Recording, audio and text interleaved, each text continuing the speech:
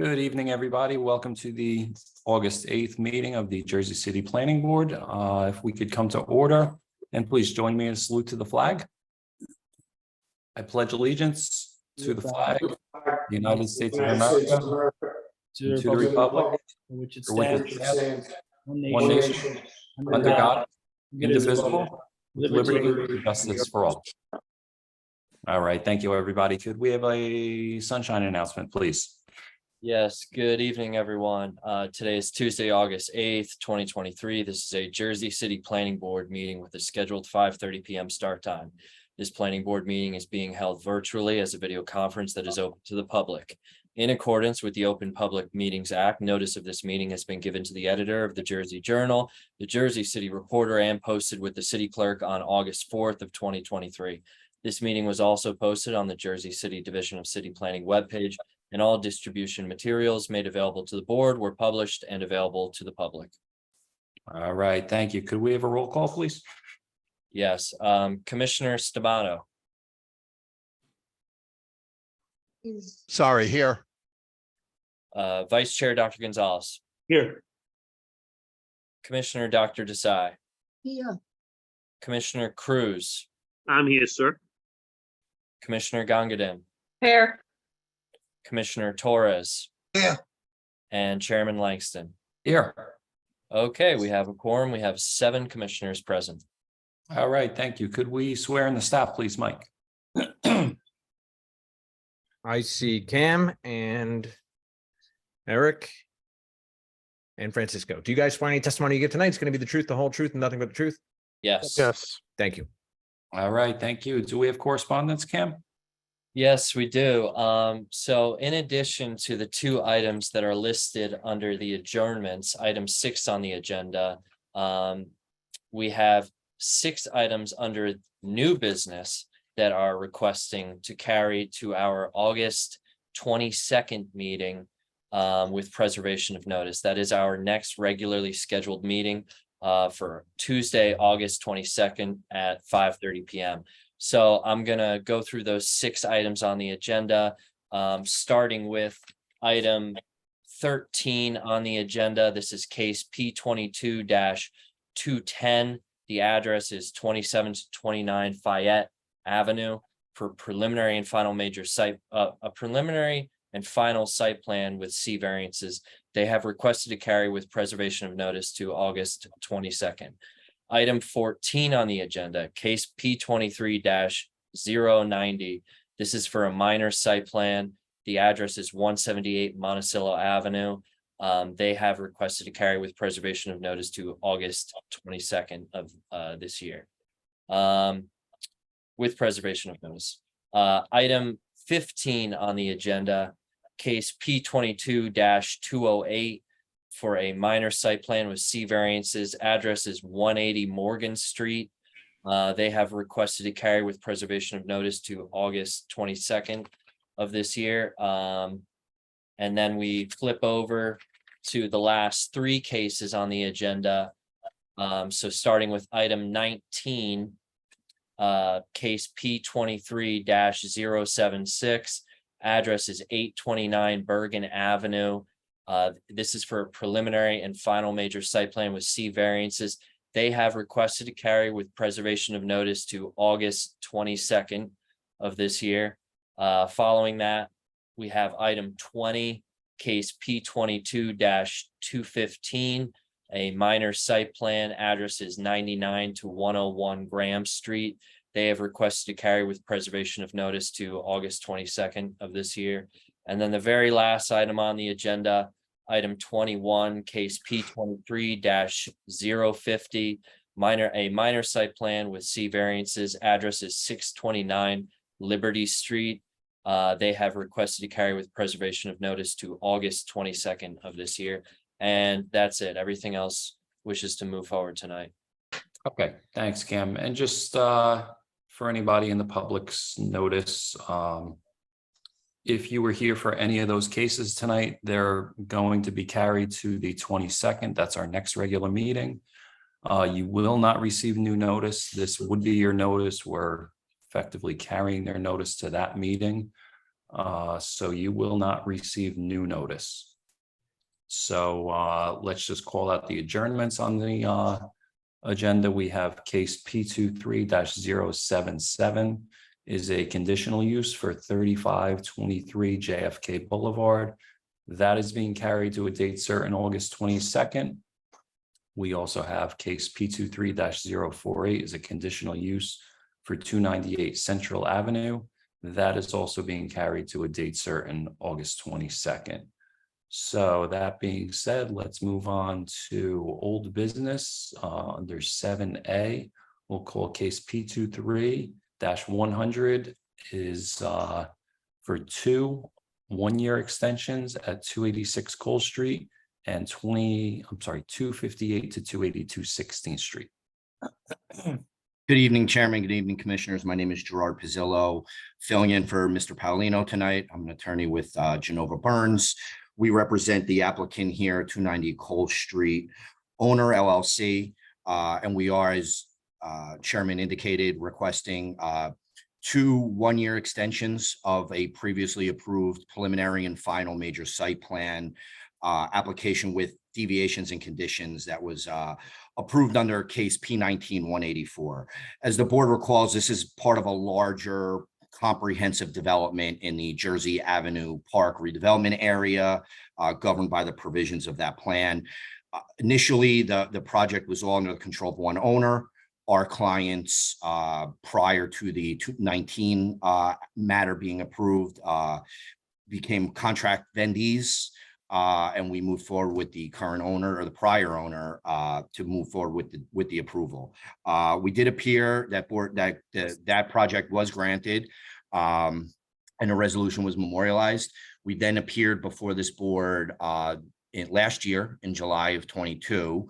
Again, our clients were still contract purchasers, not owners of the property yet. My clients didn't close on the property until subsequent after the site plan extension was granted last year.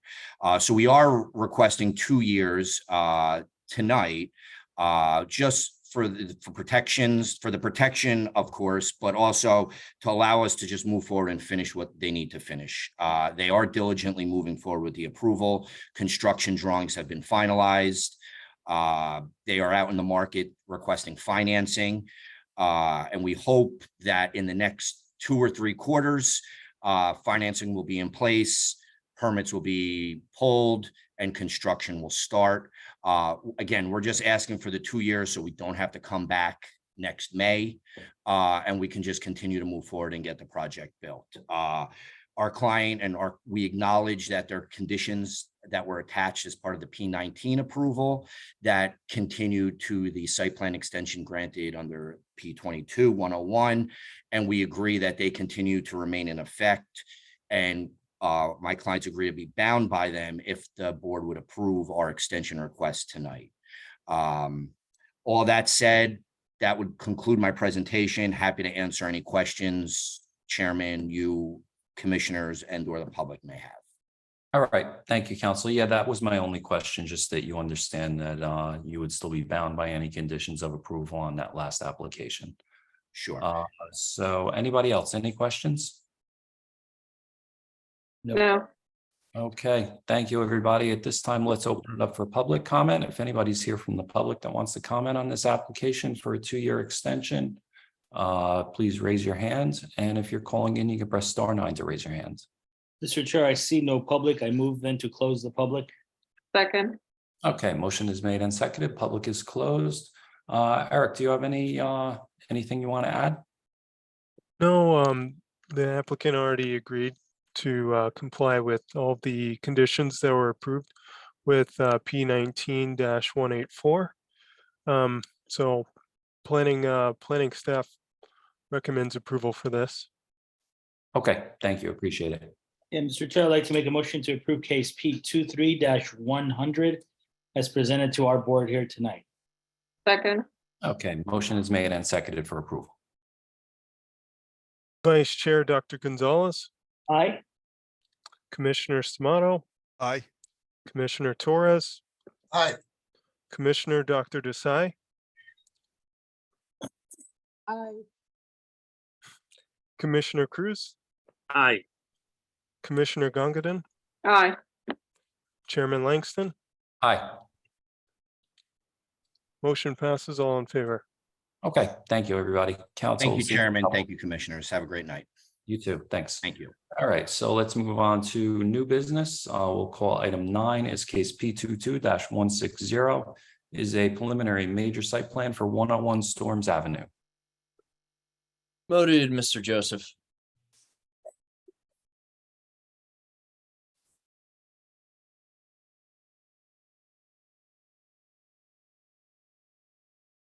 Hello, everybody. Good evening.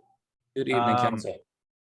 So William Weckenman is our architect this evening. Cameron, if you want to get him promoted.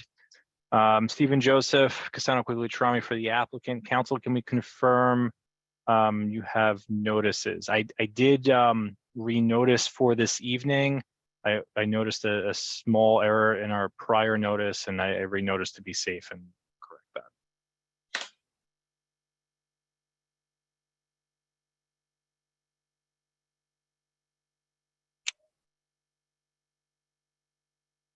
Stephen, was that the notice you used for last meeting? No, that was a new notice. I believe Michael Higgins sent that to you. It references the conditional use. I think it's on the portal. I saw it on the portal. Okay, There's but two I'm notice pretty sure the packages. one I sent to Santo is the one that was in the original. I'll forward you Santo the actually no, wait, I think I did send.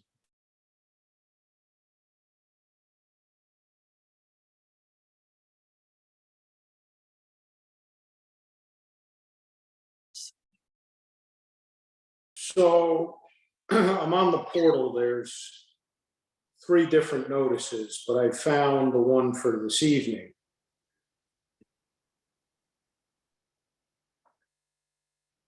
Just bear with me 1 second.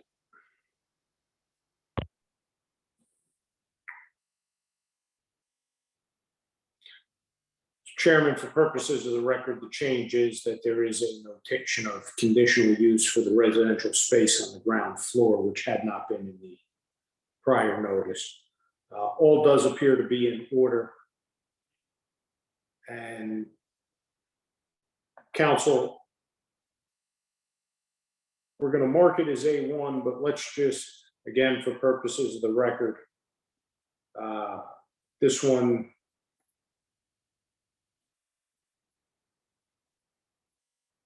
was notarized on August 2nd on your affidavit.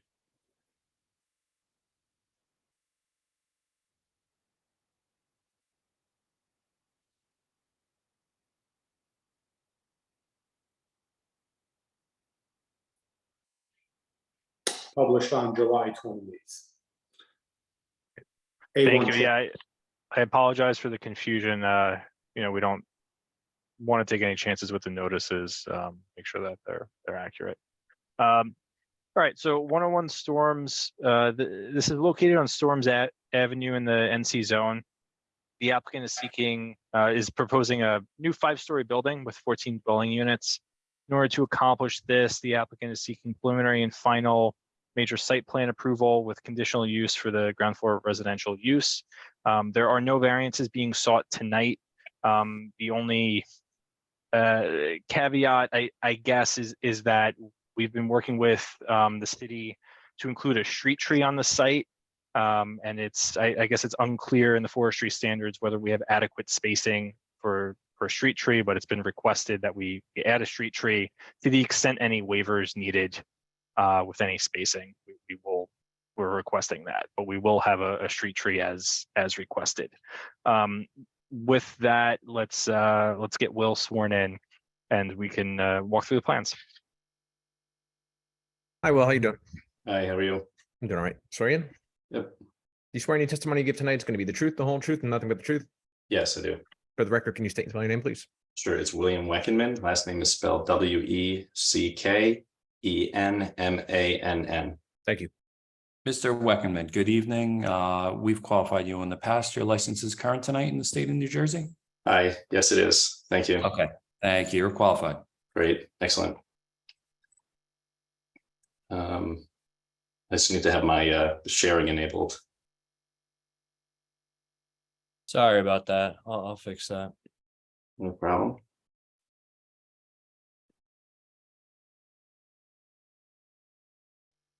Okay, thank you. Thank you very much. So I will quickly get started on my presentation here. The project is located at 101 Storms Avenue. It's on the southwest side of the street. It's a 25 by 112 lot, and it's adjacent to a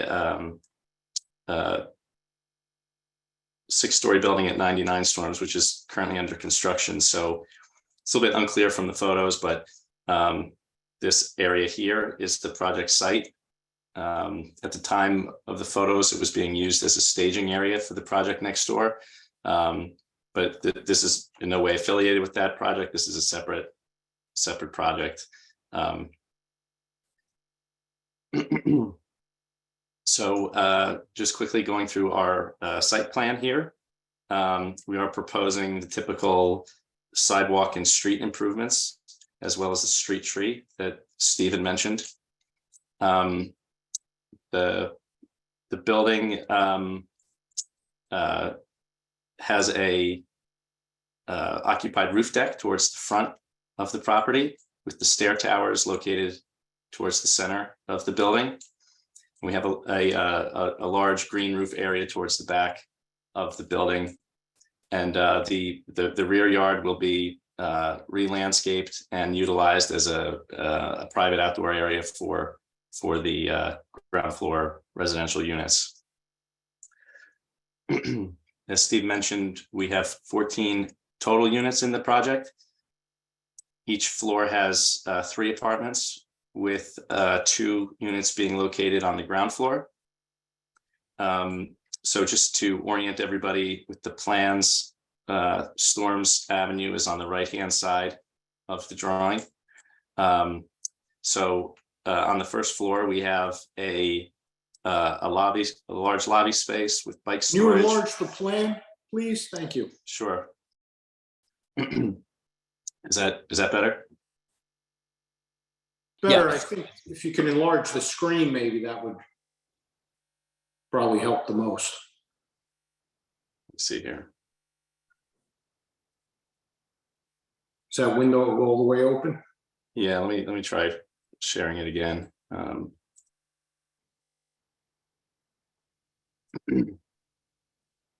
Is that any better?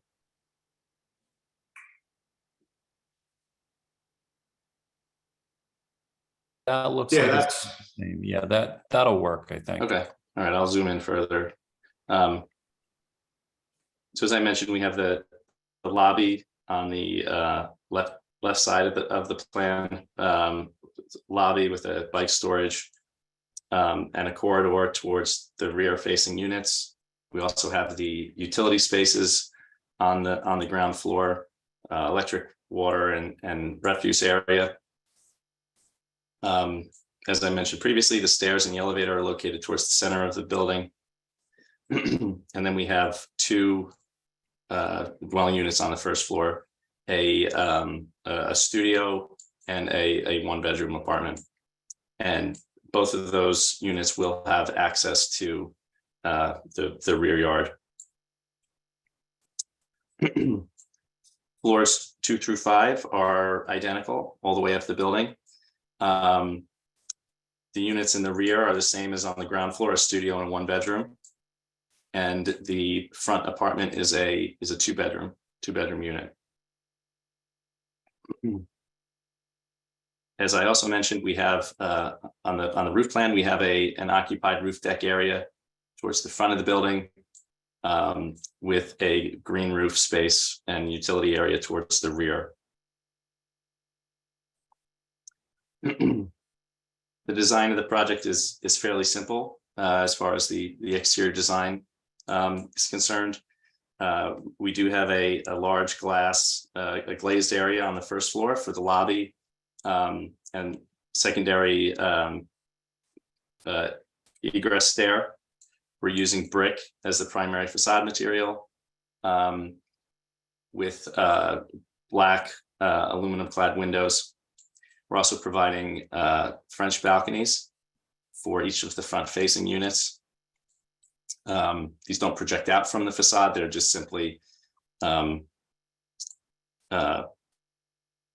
large door and window with a railing to open up that the living room of the unit a little bit. The back of the building is a similar design, although we are using fiber cement panels on the rear elevation. The rear facing units do have projecting balconies, which are indicated here.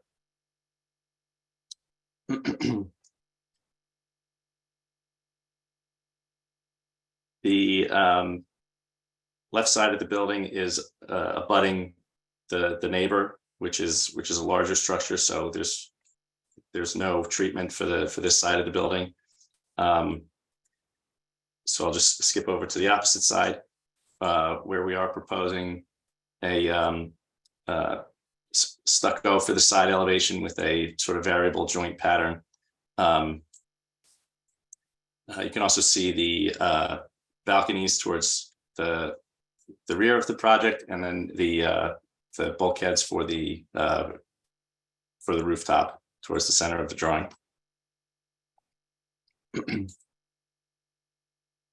Moving on, we have our exterior material selections for the brick, the windows, and the side, the stucco. And we do have a conceptual elevation of what the building will look like.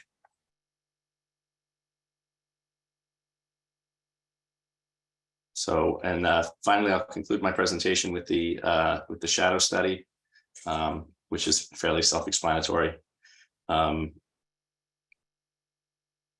And I'm happy to answer any questions on this application. That concludes my testimony. Thank you. All right, thank you, Mr. Weckerman. Just a couple quick questions. How many bikes are stored in that bike storage room? 8 bikes. These are double racks. Mhm. Okay. You're not in a floodplain, correct? So you don't need that fire pump elevated in the sprinkler room? No, we're okay. Okay, and lastly, I know it's condition on your conditional use for the ground floor apartments. Obviously, you're not a corner lot, but there is a property adjacent to you that has ground floor apartments. The adjacent property at 103 Storms is a 2-family house. Okay, Ground floor residential. okay, very good. Those are my only questions. Anybody else? Nope. All right, thank you, Mr. Wickerman. So Thank you very much. It is a long agenda tonight, as it is every night. We do have a civil engineer who can present testimony, but if the board wanted to speed things up, it's an as-of-right application. We're happy to conclude direct testimony here. I don't think I have any questions on civil. Anybody else? No. But we will obviously reserve that right if something comes up before the end of the application. So council, if you're fine closing, I'll open it up for public, and we'll obviously let you have a closing statement if you wish to afterwards. All right. Sounds All right, good. Thank you. Thank you. All right, so at this time, let's open it up for public comment. If anybody's here from the public that wants to comment on this application, you can raise your hand, and if you're calling in, you can press *9 to raise your hand. Promoted E. Walker.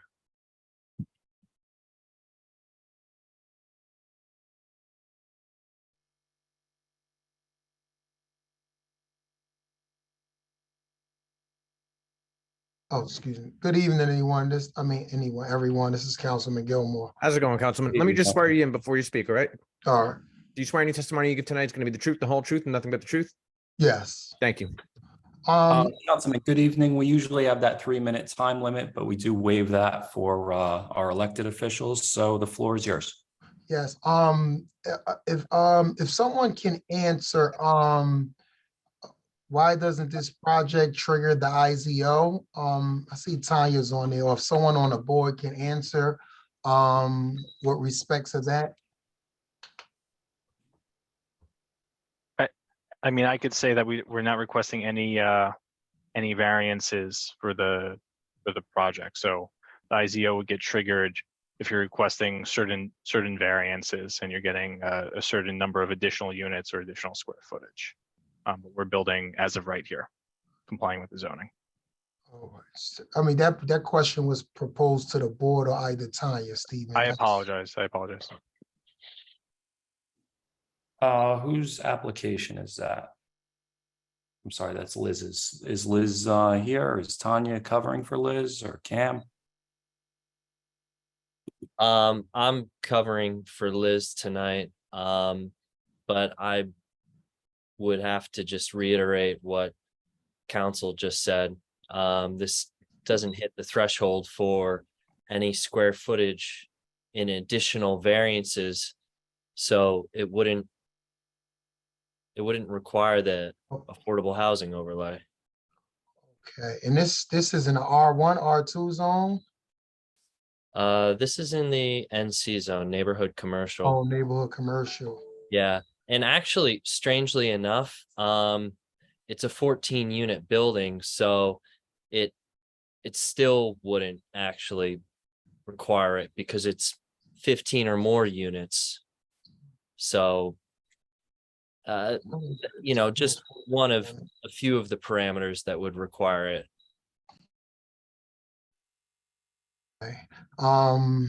Okay, well, I just want to say for the record, oh my goodness, it's projects like this that extremely enrage the community. It's already a parking deprived area.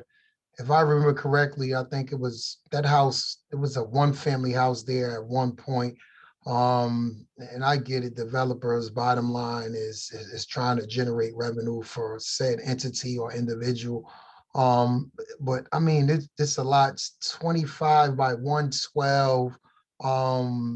All to the left of that, it's 1 and 2 family homes with the exception to the new establishment and then a senior building.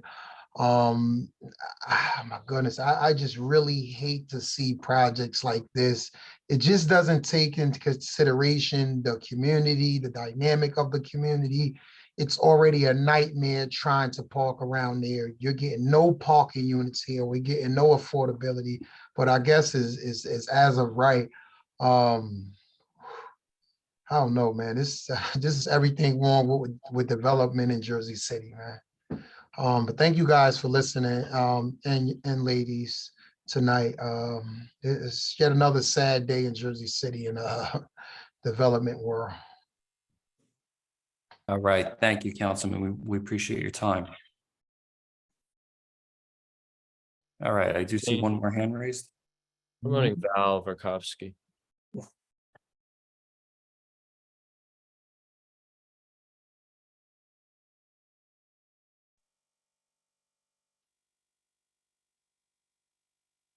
Hey Val, how you doing? Good, how you doing? You doing all right? I'll swear you in. Do you swear any testimony you give tonight is going to be the truth, the whole truth, and nothing but the truth? I do. And for the record, can you state and spell your name and give us your home address, please? Of course. It's Valery Verkovsky, that's Valeriy, last name Verkovsky, that's Verkhovsky, 55A Gardner Avenue, Jersey City, New Jersey. Thank you. Good evening. Val, good evening. Always a pleasure. We have 3 minutes for you, sir. Councilman, pleasure all mine. Thank you so much. I just gotta say, I'm upset about the tone deaf response of my councilman that just said what he said. It's unfortunate. I know I show up with these community meetings within this area. I live in this area. Most community likes these projects. I have to say, during the Monticello block party, seeing how empty it is, the number one complaint is the lack of foot traffic and people on Monticello Avenue or within the corridor. This development is on the corridor. This brings life back to the community. I am ecstatic and happy that this is coming to the community. this is a small project. I think it's perfectly appropriate for the neighborhood, and I would love to see more and more of this. I know my neighbors echo what I say as well. So thank you so much. Have a All good right. evening. Always a pleasure Thank you, seeing you. Billy. You too. Thank you for your time. Thank you. All right. Anybody else from public? If you'd like to comment, please raise your hand. If you're calling in, you can press *9 to raise your hands. Mr. Chair, I see no public. I move to close the public. Second. Okay, motion is made and seconded. Public is closed. Cam, do you have anything you want to add? Or actually, counsel, do you want to provide a closing statement? Yeah, so I just want to say we are in receipt of the staff report. The only exception to that is the one I stated in my opening, which is complying with the forestry standards to the extent any waiver is required to include the street tree that was requested by city staff. We just have that as an exception, and we're also in receipt of the engineering letter. I believe most of, if not all, these comments were already addressed in the revised engineering drawings, but to the extent anything wasn't, we'll address those engineering comments in signature sets. Okay, thank you, counsel. Cam, do you want to close this out here? Do you have anything? Yeah, so just to formalize that street tree condition, let's just add that, Stephen, as a 5th condition to the resolution, where we'll specify that, you address the street tree on the signature set plans, and we'll have that, formalized and paid for prior to, of course, your issuance of a TCO or CO. I absolutely happy to agree. It is on the plans that are on the portal. Great. So we had the conversation with you with the different trees that you would find acceptable and where to locate it, and the revised civil plans do have that on there already. So we could add it as another condition, but it is already on. Okay, all right, yeah, all right, then we're good. Yeah, as long as it makes it on the architecturals for signature, then we're fine. Thanks for agreeing to the remaining conditions that Liz put in her staff report. Planning has no further testimony. This is an as of right project. They're meeting the objectives and goals of the NC zone. It checks all the boxes as far as we're concerned, and planning staff recommends approval. Okay, thank you, Cam. Mr. Chair, I'd like to make a motion to approve case P22-168 as presented to our board tonight. Second. All right, motion is made and seconded for approval. Okay, so Vice Chair Dr. Gonzalez, Aye. Commissioner Stamato, Aye. Commissioner Dr. Desai. One more. Commissioner Cruz, Aye. Commissioner Gangadin, Aye. Commissioner Torres, Aye. and Chairman Langston. Aye. All right, motion carries out in favor with conditions. Okay, thank you, everybody. Let's Thank move you. on Have a to- good evening. Thank you, counsel. You too. All right, let's move on to item 10. Is case P22-127 is a preliminary major site plan with C variances for 853 Jersey Avenue. Promoting Maria. Matthew Newells. Charles.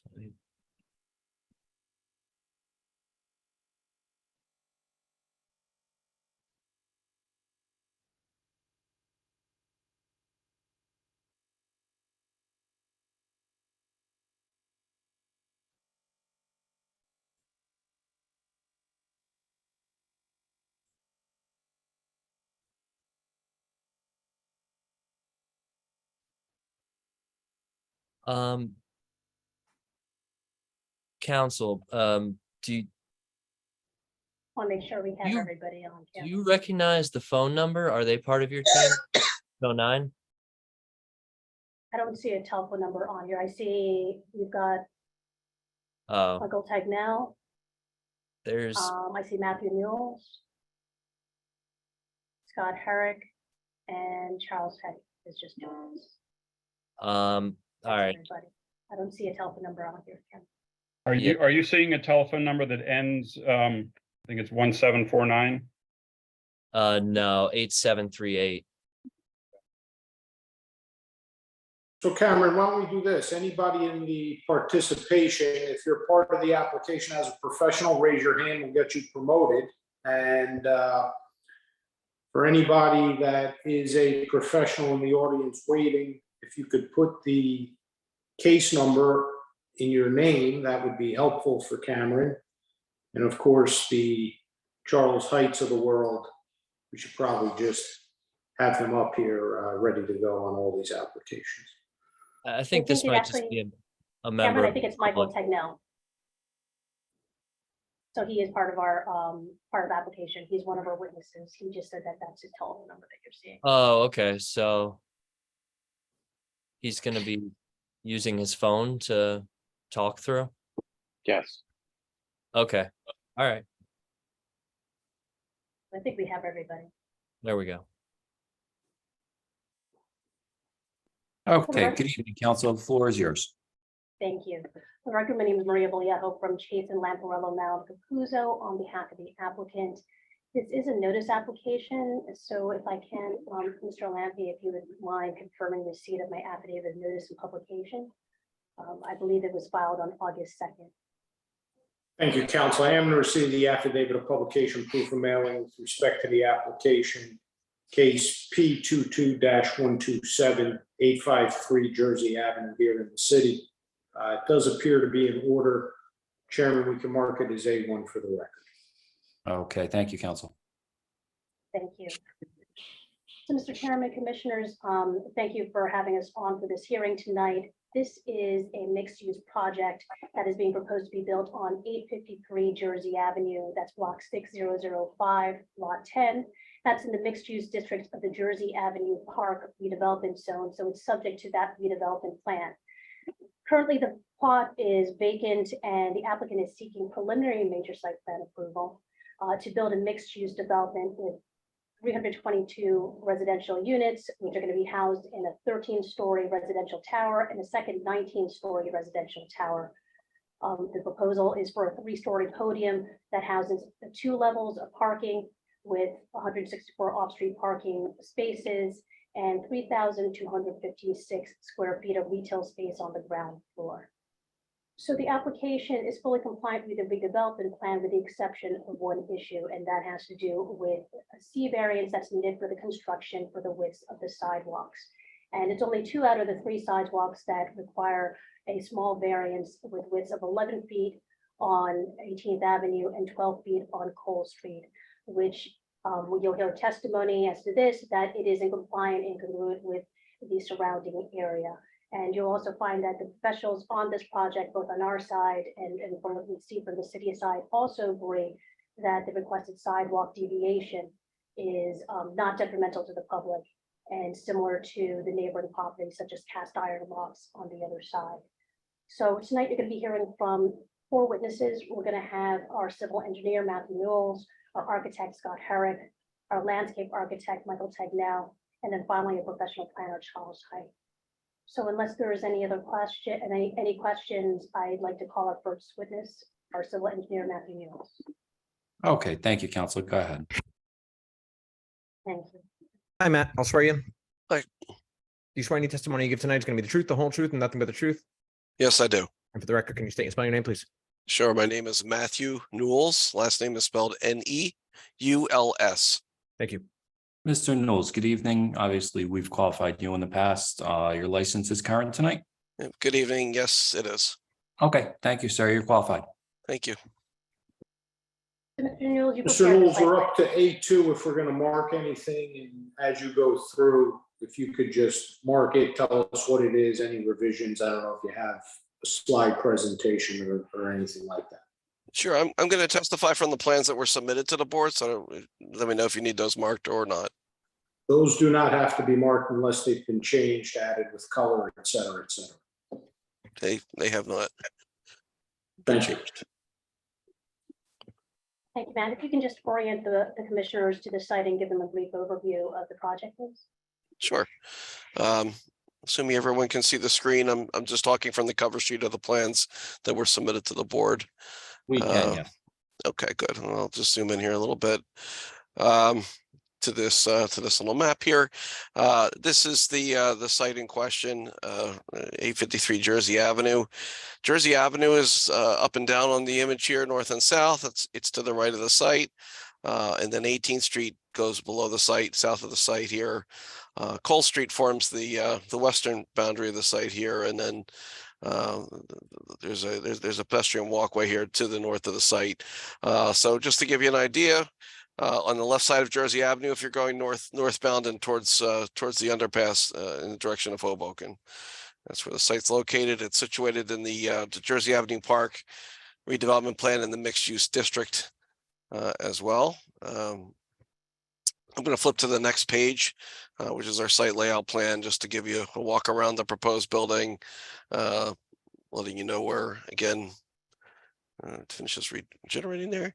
As indicated in the opening statement, the building consists of two high-rise portions. One's a 19-story portion on the east side of the site, 13-story portion on the west side of the site. Those are residential portions of the building, and then there's a 3-story portion in the middle, which is this area that does not have the hatching into it. We are proposing the 20-foot wide sidewalk along Jersey Avenue, and that's consistent with the bonus regulations that's shown here. Ms. Vallejo did mention the only request for relief, and those are for the sidewalk here on the south side along 18th Street.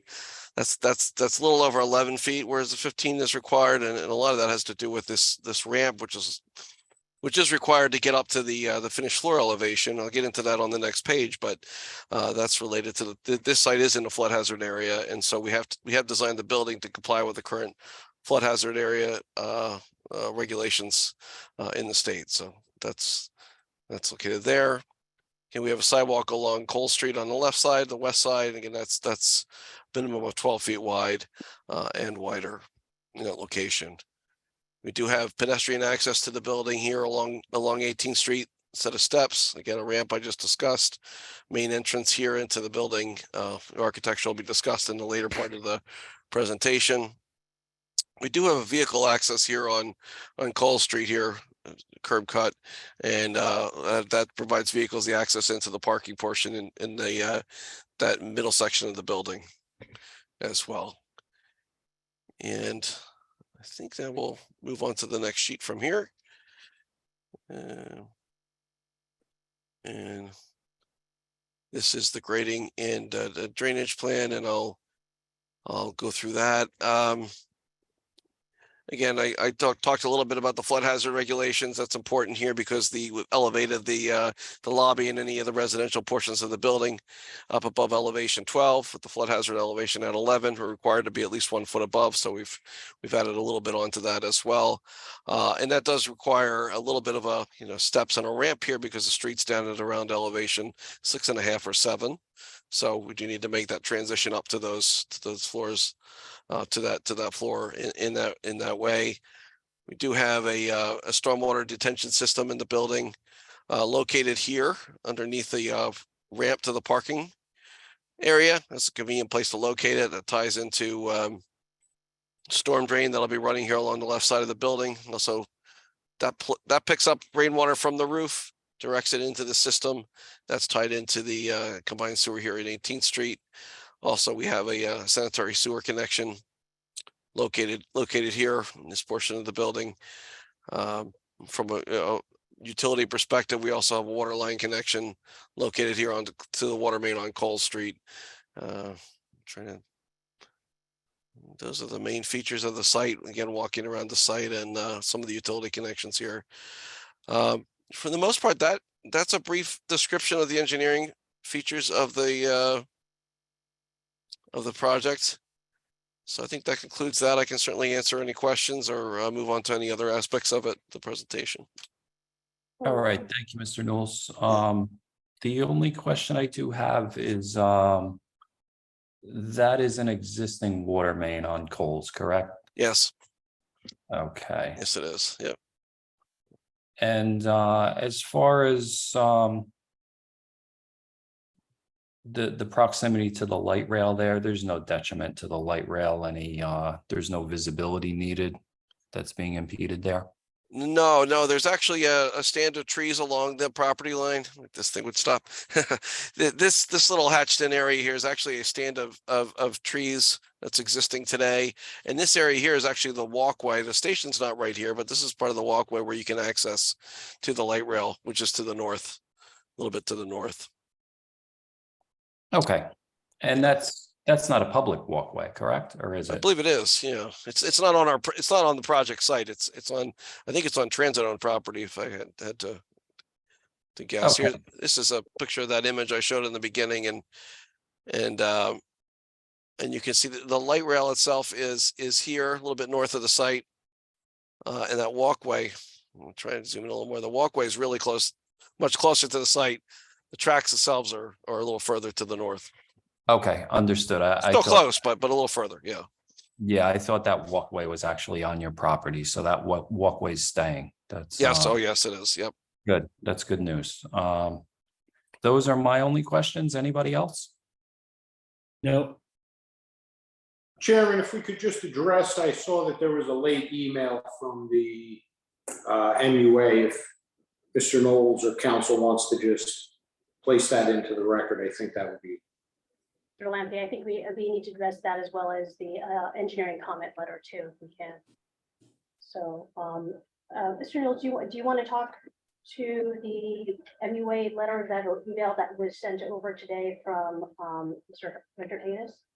Yes, yeah, I do. I did speak with Rochatus at the MUA, and they did request to meet with us to discuss basically timing of the issues, because there are some new infrastructure improvements planned for the area that the MUA is undertaking, and they wanted to discuss with us timing as such. So we anticipate having that meeting next week. So Rich did reach out with that email to confirm that discussion, and that we plan to meet with the team sometime next week, most likely, to address those issues. And council, to the extent necessary, obviously, this is for preliminary. When you come back for final, that'll all be hopefully worked out between you and the MUA. Exactly. Exactly. Mr. Lampe. So that's really left more for the final. It'll be resolved private. If we can we also address the engineering comment letter that was sent out? Sure. So we did receive an engineering comment letter dated August 7th from Li Chuan Wang. So there's a number of comments on it, and we can, most of them are customary comments, things that we've seen in the past, and we can address most of them without any issue. There are a few that I wanted to bring up and discuss here in the meeting. The first one being the first comment, which asks for the street trees to be dimensioned in terms of their distance from driveways, utility poles, and things of that nature. And while we can certainly provide those dimensions, we're aware that some of them are closer than would be required. Some of them are closer to those features based on the engineering standards, but we've provided the full complement of trees as would be required by the forestry standards as recommended by the planning division. So really those two might be in a little bit of conflict with each other. We're happy to certainly, address it in either way, but just wanted to point out that there is that little bit of conflict there between the two requests, one from planning, one from engineering. And so we're able to do it in either way, but we've provided the trees in accordance with the forestry standards. Mr. Knowles, if I can just jump in really quick, just to make it clear to the commissioner. So ostensibly, the engineering report requests the removal of 2 screen trees where city planning's comment was demonstrating compliance with the forestry standards. Those forestry standards will be touched on by the landscape architect in a few moments when he testifies.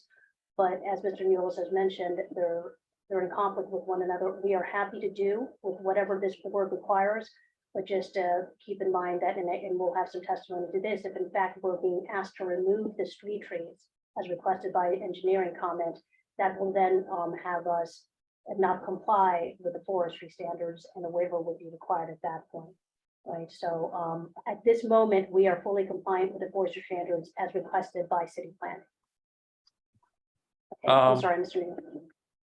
Pam, do we have the city engineering report? I don't recall seeing it on the website. It was just posted on the 7th. Yeah, it's up there. The last attachment in the portal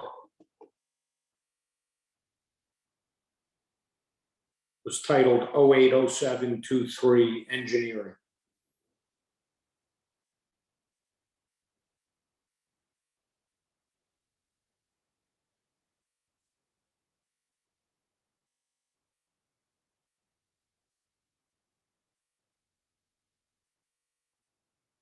I'm not seeing it on the portal.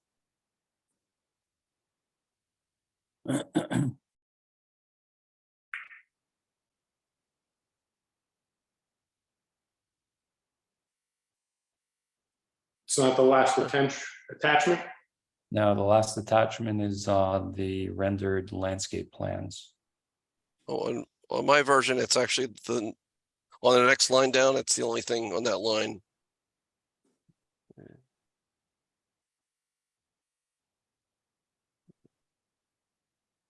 It just popped up. Okay, I had that open from yesterday, it looks like. It's that Mac computer, Chairman. That's on the iPad, Santo. All right, and which condition are we talking about? So that was number one. Okay. That was number one. Street trees.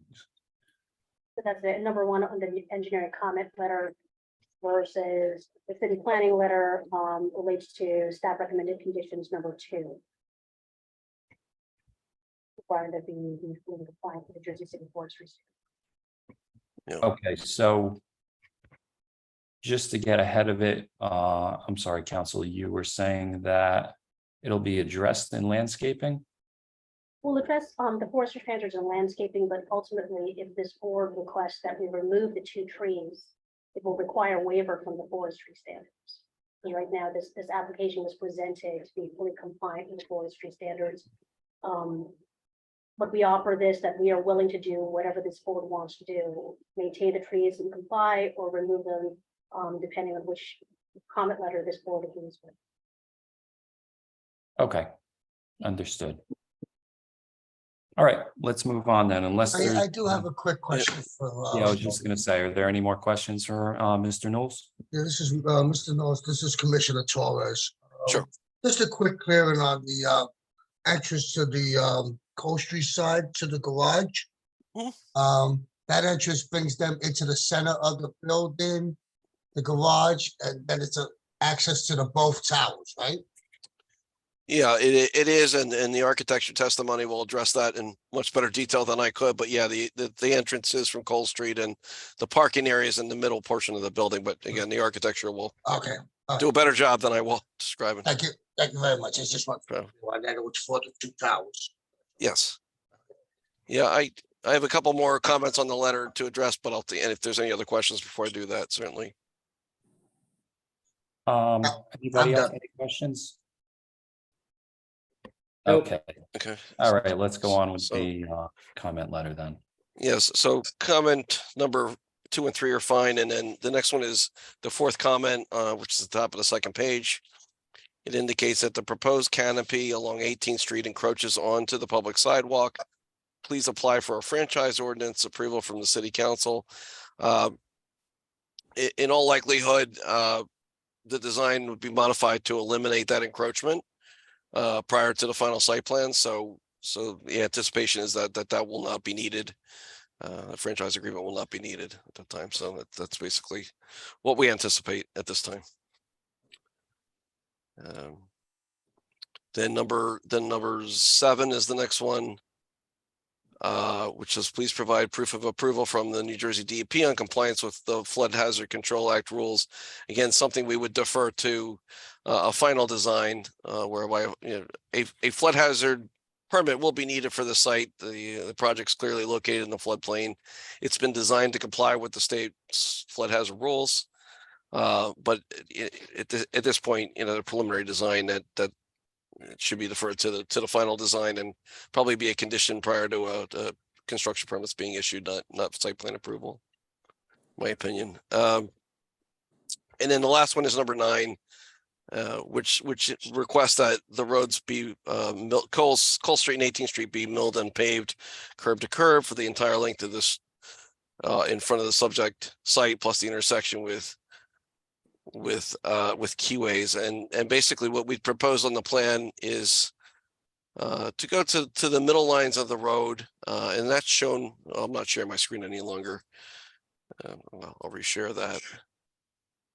Speaking from sheet C401, once the screen pops back up, as you can see, where we've hatched in the area of the pavement to be replaced. It does include all the areas where we're proposing to disturb the pavement, where we have utility connections and the like in the pavement that's shown by these darker areas. So we have showed at least all of that area to be milled and repaved. We respectfully request that we not go curb to curb, particularly on 18th Street, where all that area is in front of the back of house, the cast iron lofts, and in fact portions of it are separated by an island which has a little open space element on it, and so the request would be to keep it to the extent that we have it.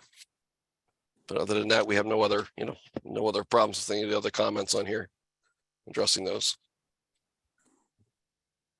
I do actually. I guess it's a question for Santo. As far as comment number 4, the proposed canopy encroaching on the public sidewalk, that would need a franchise ordinance from City Council. I understand that we're in a preliminary site plan and not a final site plan, but that really doesn't exempt anyone from a condition that would need a franchise agreement, correct? So it's not that it exempts them. The question becomes whether or not they're going to need it, and that cannot be answered until the time of final approval. So if at the time of the final approval, that canopy is encroaching onto the public sidewalk, then yes, they will have to secure that franchise ordinance from City Council. I'm not even sure whether City Council would entertain the franchise ordinance request until final approval has been granted by this board. I just don't know the answer to that. It might be something that without final approval, they're not going to go through the franchise ordinance. So if it encroaches at the time of final, then they will have to get the franchise ordinance. Same thing with the proof of approval from NJDEP. Again, when it comes time for final, with respect to NJDEP, I presume that the regulation used to design for purposes of preliminary or obviously what's in effect now. I just don't know, Mr. Knowles, if you can speak to, in the event that there was a change in the Flood Hazard Act between now and final, what the applicant's position is. So I can't speak to specifically. There is certainly that possibility that the rules are changing, that the rules will change between now and then, and not knowing when the applicant will apply for final design. So I don't know that I can answer that question specifically how it would relate, because there's a number of variables. But if they they would need to get the permit either way. Whatever rules are in effect at the time they apply for that permit would be the rules that would govern. So I think that's the best way I can answer the question. Yeah, I tend to agree with that. I think with the DEP, it's when you apply that they're going to correct to determine the rule that applies at the time. So again, you can't provide the proof until you secure the permit, apply, and that's a decision being made obviously by the applicant as far as timing of all of this, Chairman. So they will. I think that the comments to the comment letter is more, we're not applying for the franchise ordinance yet. We can't get the final approval out of DEP. I don't think it's a question of will the applicant comply at the right time. I think that it's almost as if some of these things maybe are a little premature because we're at a preliminary site plan and this isn't preliminary and final as we're almost customary to dealing with a lot more often here at the board. So I think some of these, if they pull back that proposed canopy and it doesn't encroach on the sidewalk, that resolves the comment. So that's my comment, Chairman. Okay, and the permits couldn't be pulled until the final site plan is in place, correct? Correct, Chairman. Okay. All right. Anything else from Mr. Knowles? Anybody? Nope. All right, thank you, sir. We appreciate it. Thank you. Thank you. Mr. Chairman, if at this point, if I can call our architect, Scott Everett, please. Sure. Hi, Scott. I'll swear in. Good evening. You swear any testimony you give tonight is going to be the truth, the whole truth, and nothing but the truth? I do. And for the record, can you state and spell your name, please? Scott, SCOTT, Herrick, HERRICK. Thank you. Mr. Herrick, good evening. We've qualified you in the past as well. Your license is current tonight in the state of New Jersey? Yes, it is, sir. Okay, thank you. You're qualified. All right, thank you for having me this evening. I will share my screen. I'm going to be going through drawings from the set that we submitted for this purpose. Let's see here. Let me know if you can see my screen. We can, yes. All right, so the as Matthew had stated in his civil testimony, we're proposing a mixed-use development that's at the corner of Jersey Avenue and 18th, which is what this rendering view shows. The cast iron lofts is just out of view to the left. And I wanted to use this rendering just to kind of explain the basic framework and the way that we've put this project together. And then we'll go into the plan drawings and explain exactly where certain elements are. But what you can see here is the two towers that were mentioned. In the distance is the West Tower, which rises 13 stories, all residential units. And then in the foreground is the East Tower, which rises 19 stories. And then they're joined by a three-story podium. And the three-story podium contains retail. I don't know if you can see my hand here on the screen, but to the lower right-hand corner is a small retail leasing area that is at street level. And then as you wrap around the building, the first floor is raised to a level of 6 feet, which is 1 foot above the floodplain level. And that contains the entry lobbies and reception to the two towers. And then this podium continues up and there are the second and third level of parking. And I'll also show you how that's configured. That joins the two towers. And then at the top of this 3-story podium is a green roof, which forms an amenity area for the residents of the two towers. And then kind of right where my hand is the residential entry. And that's where, again, had been mentioned, are steps and ramps to get up to the reception level. So let's go to the first floor plan.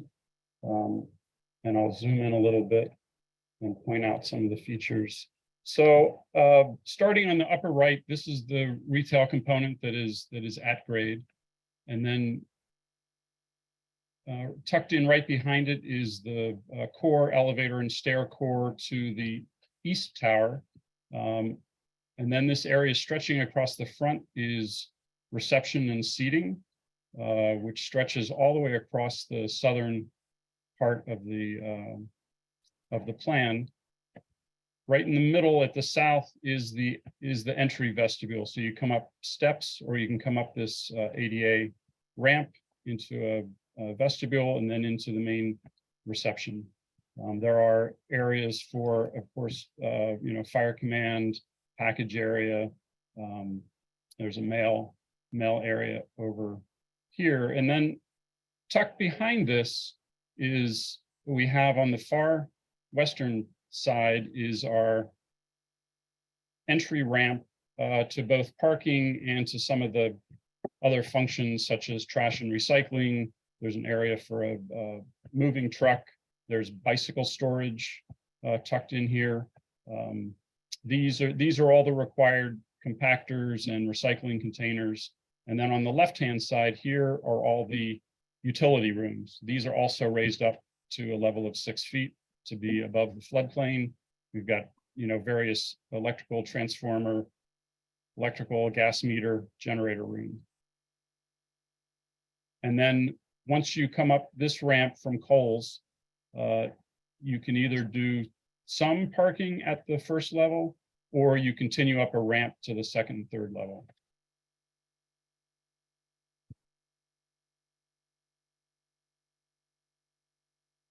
And then this is the moving up to the second floor. Of course, this becomes a lot or a larger portion of the parking on the second level, and you start to see some of the residential units on the westernmost and easternmost parts of as the tower starts to rise. There's a few amenity spaces tucked in here. We have our code required exit stairwells that come down through. And then another ramp continues up to the third level. Move up to this third level. And again, similar floor plan with parking. This is the uppermost level of the parking, and additional units here still within the podium. And there's a mix of one bedroom. Most of the units on this level are one bedroom. There's a couple 2 bedrooms tucked in here. The overall mix, I think was stated earlier that there's 322 units in total. The mix is 32 0-bedroom or studio units. There's 191 1-bedroom units and 99 2-bedroom units, which meets the allocation requirements. So then once we move up to the third level, 4th floor main roof. Yeah, sorry, I misspoke. Up to the 4th level. Then the towers start to rise individually, and we have this green roof amenity space, which is next to some interior amenity spaces that then open out onto this green roof. And our landscape architect, Mike Tagnell, is going to talk about some of the detail features of this open outdoor amenity area after I finish the architecture testimony. So then, as you see, the towers rise up west and east. And then we start to get to more typical floor plans where we're separating out between the towers.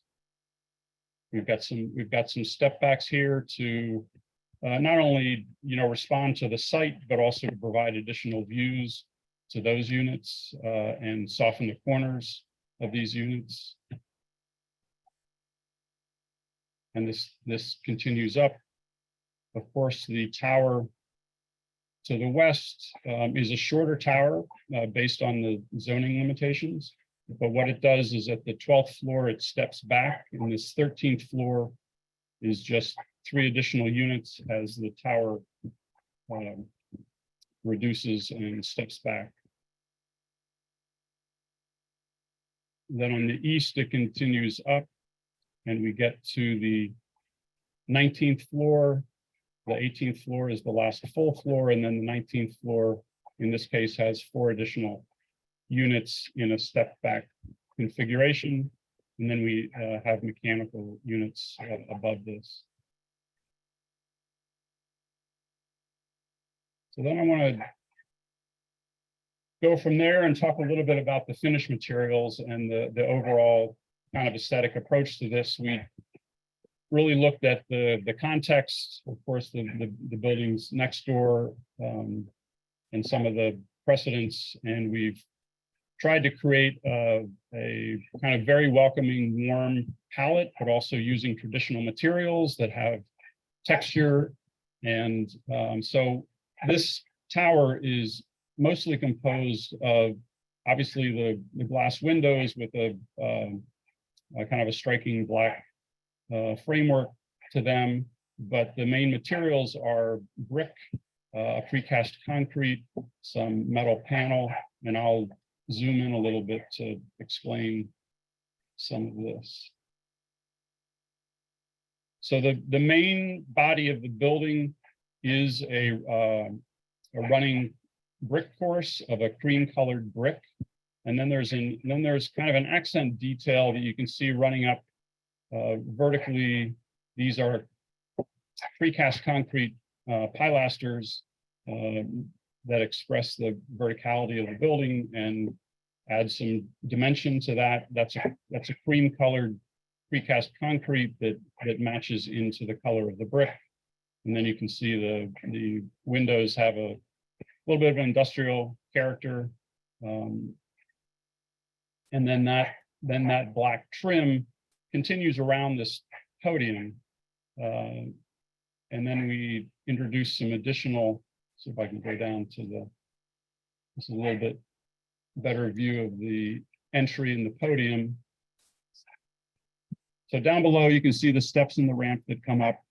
The base of this is expressed in just a more traditional gray concrete, poured concrete, and then this is the raised podium that is up at 6 feet, and then we express these columns or pilasters with a dark gray brick that's it's set in a vertical kind of soldier course in a stacked bond pattern.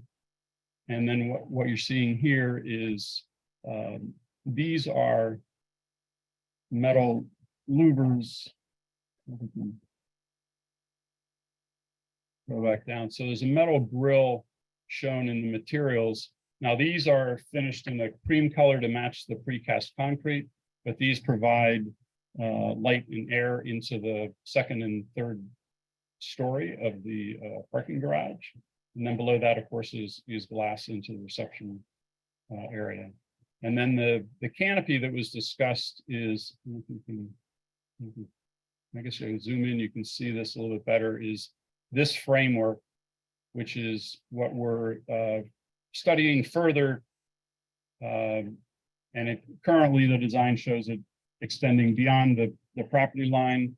And we'll make that determination, about pulling that back and of course comply with, whatever ordinance we need to, if we need to, but the goal is to ideally not require that ordinance and pull this line back to the property line.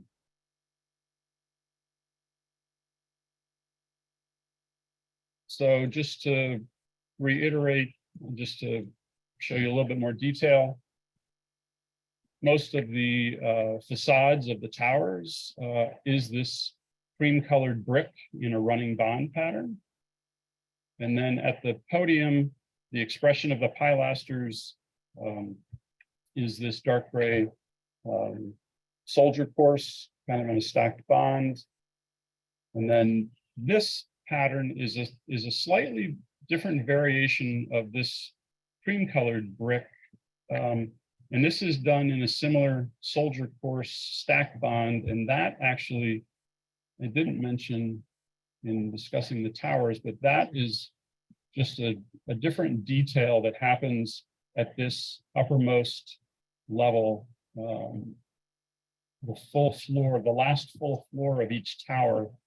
On the west tower, that's the 12th floor. On the east tower, that's the 18th floor. But that's an expression of the crown of the building. We do a slight change in the detailing, and whereas the running bond extends up to this point, this last floor is expressed in this vertical soldier course brick, and then everything is accented with these black metal trim pieces. So continuing through, this gray concrete is at the base of the building. The precast concrete here, which matches the cream color that's been used throughout, is the rest of this infill on the podium, kind of above the metal grills. We've got the metal black trim, which matches into the metal framing for all the windows. Then we have this cream colored metal grill, which is the garage grills that allows for ventilation and light, as I'd said, and then just a clear glass for both the storefront, at reception, at retail, and for the residential units themselves.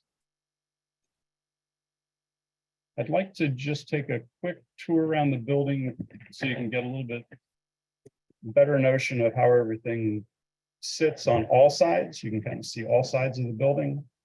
All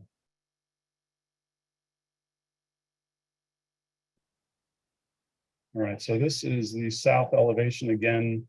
This is what most of the rendering views have focused on. 3-story podium. At the base, garage levels, which you look, this is where the grills or screening goes, and then of course the east tower, the west tower and the east tower.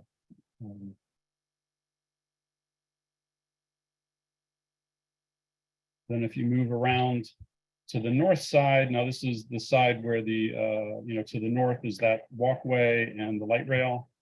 Mr. Herrick, I do have to stop you for 1 second. I don't think these are colorized versions of what's in our packet, correct? They are.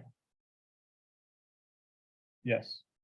Okay. I thought that this was exactly what we submitted. I'm sorry. You know what? I just got down to it. Yeah, those are the exact ones. Okay, I apologize. Yeah, I apologize. There are other drawings that are just black and white line drawings that had a lot more dimensional information, and to be honest with you, I abridged the set to make it a little bit more succinct, but I do have that other set up if you have any questions about some of the other specific drawings. No, I just wanted to make sure we weren't seeing an exhibit that wasn't in the packet, but no, it is in there, so I appreciate it. No, Thank you. I took this exactly from the packet that we submitted. But again, happy to answer questions on other sheets if that comes up. Okay, thank you. Go ahead, sir. Sure, absolutely, no problem. So this is the north side. Again, this is the side that faces the pedestrian walkway and the light rail that's just north of the property line. Again, similar. We're seeing at this level is where the green roof and amenity area is on the 4th floor. This is the north side of the 2 towers. You can see where here the 13th floor and the 19th floor step back, and there's a few units here, and then you see a mechanical penthouse that steps back and caps off the building. You also see a couple exit doors from fire stairs, and you see lighting along the bottom to meet the requirements. And then if we look at east and west, this is probably the most clear view of pointing out a couple of the features that are at street level. One is the entry to the garage and the garbage and recycling collection area. That's on poles. Again, to the left here is the walkway and light rail. To the right here is 18th Street and cast iron lofts. And then you can see on the right lower side, this is the kind of the entry facade and podium in this lower corner. And then on the Jersey Avenue side, this is the small retail area, glass and entries at street level at this north east corner. And you can also see a little bit of a detail here that these precast concrete pilasters taper up to add a little bit of refinement and elegance to the architectural language.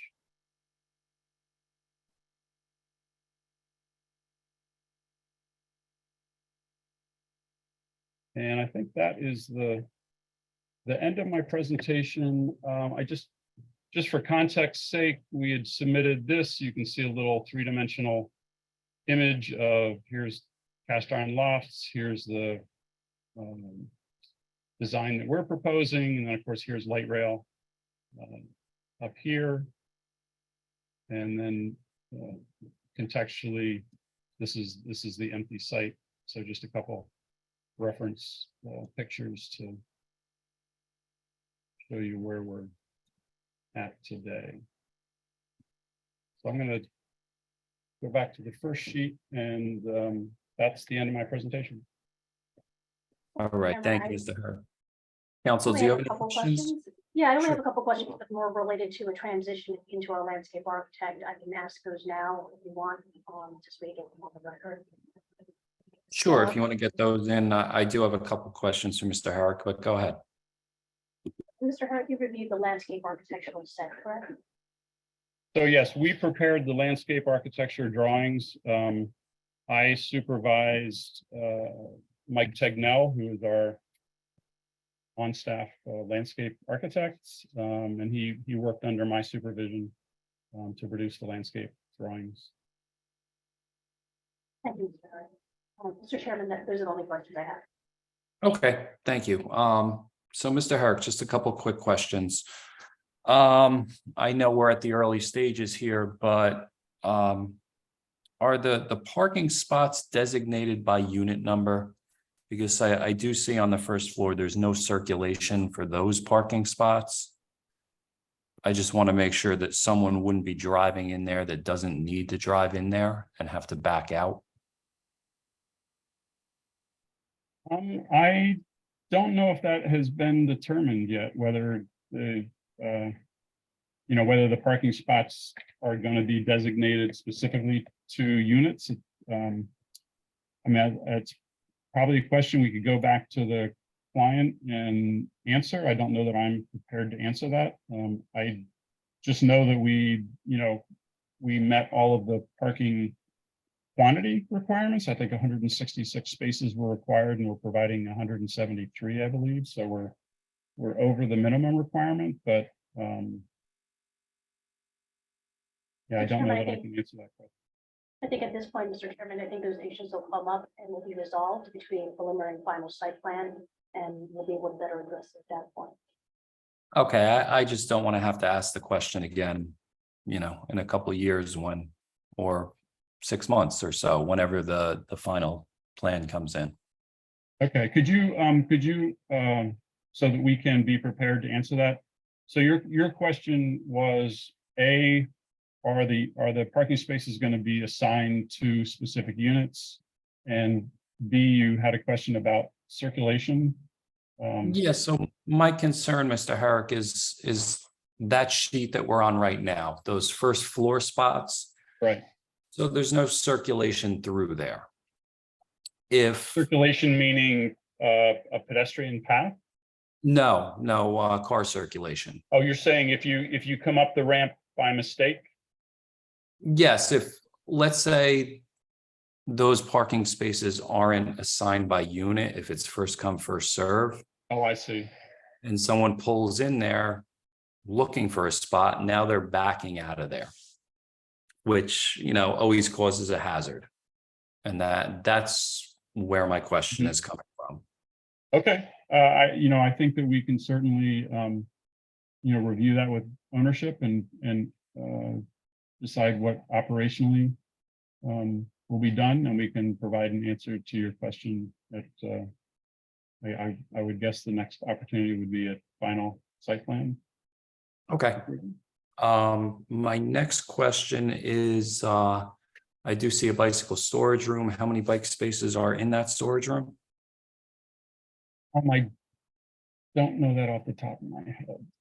We have it listed somewhere. I will find that. Chairman, it's in the zoning table, we have 161 bicycle parking spaces. Okay, 161, gotcha. Thank you, Maria. If my math is right, that complies. Yes, it does comply. I know that we were complying with the requirement. I just can't remember the number. I'm sorry. Okay, that's fine. And my last question is concerning garbage. I do see refuse rooms in each tower. Are there chutes in those rooms? We have you're saying like a compactor room, and if we go up Yeah, as you go up the towers, there are refuse rooms in those spots. Is there a garbage chute for each tower? Can't answer that question. Mr. Chairman, there are chutes to the compactor. Okay. It looks like we have shafts here. Yeah, this continues all the way up the building, so. And then this dumps down to this compactor room. Okay, so I see the 3 shafts on the east tower. Do we have the same view on the west tower?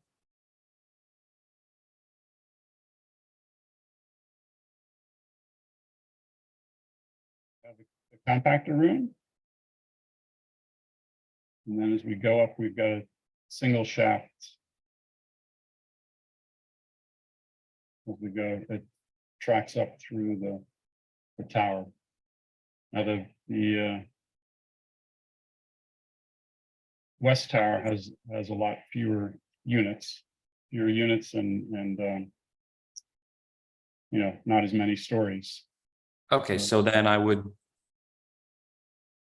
come to the conclusion that recycling isn't separated in those chutes. There's only a single chute in there, and I believe there's multiple chutes in the other tower. So there's one chute here. I believe that this is 2 chutes for this purpose, and the third one has a different function.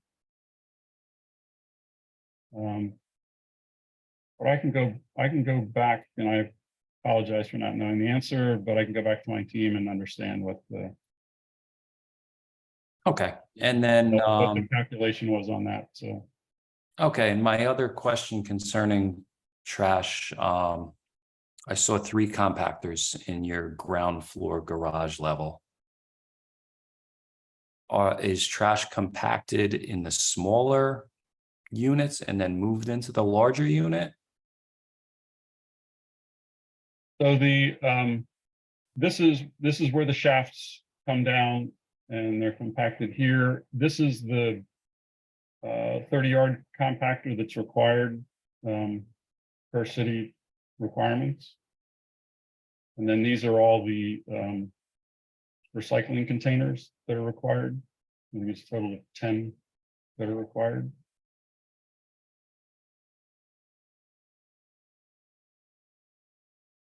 Okay, so am I assuming that trash is collected in those smaller compactors, then moved to the larger compactor? I'll have to find some more detail. That is not my area of expertise, and I honestly didn't focus on that process. Mine either, and that's that's why I asked. All right, we can certainly, you know, find out the detailed answers to that. Mr. Chairman, I can at least answer at least one of the questions that you had. As far as the recycling, it's actually collected inside the rooms and then manually brought down by the staff to ensure that there is recycling separate. So those chutes are specifically for non-recycling. Okay. Just so I can. So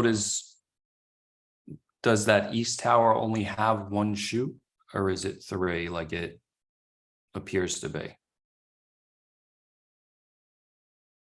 So we'll find that out. I mean, I believe, looking at this, that two of these are for refuse. And the third one is a different, maybe a mechanical or some kind of vertical stack for another purpose.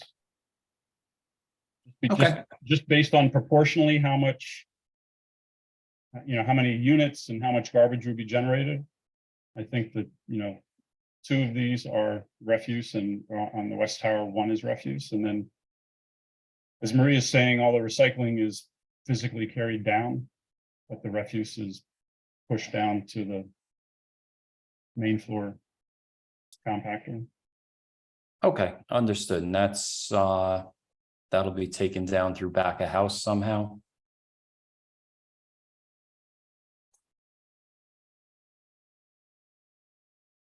Let me do this, since we're venturing into a whole procedural area that I'm not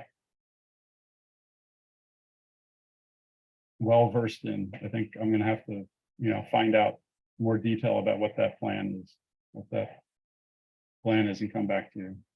Okay, understood. All right, anybody else? Any questions for Mr. Herrick?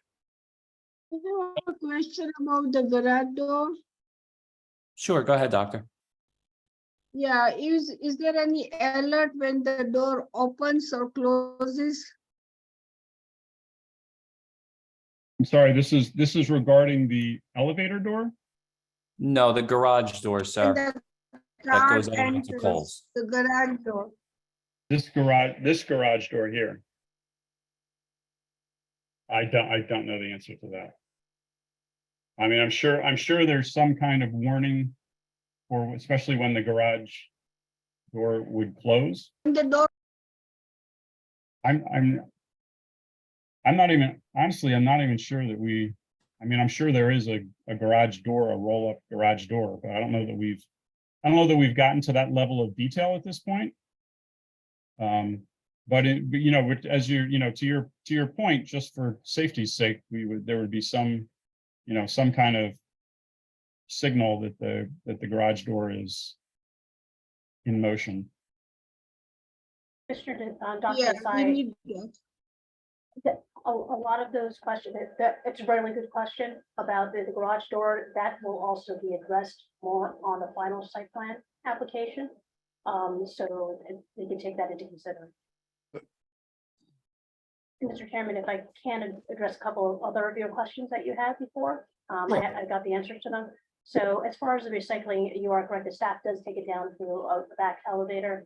And with respect to the parking, we don't have assigned parking because some individuals may not want parking. So one you may want one you may want two. So it's not assigned parking, but they would have circulation signage for each of the buildings to ensure that there is the parking circulation is seamless.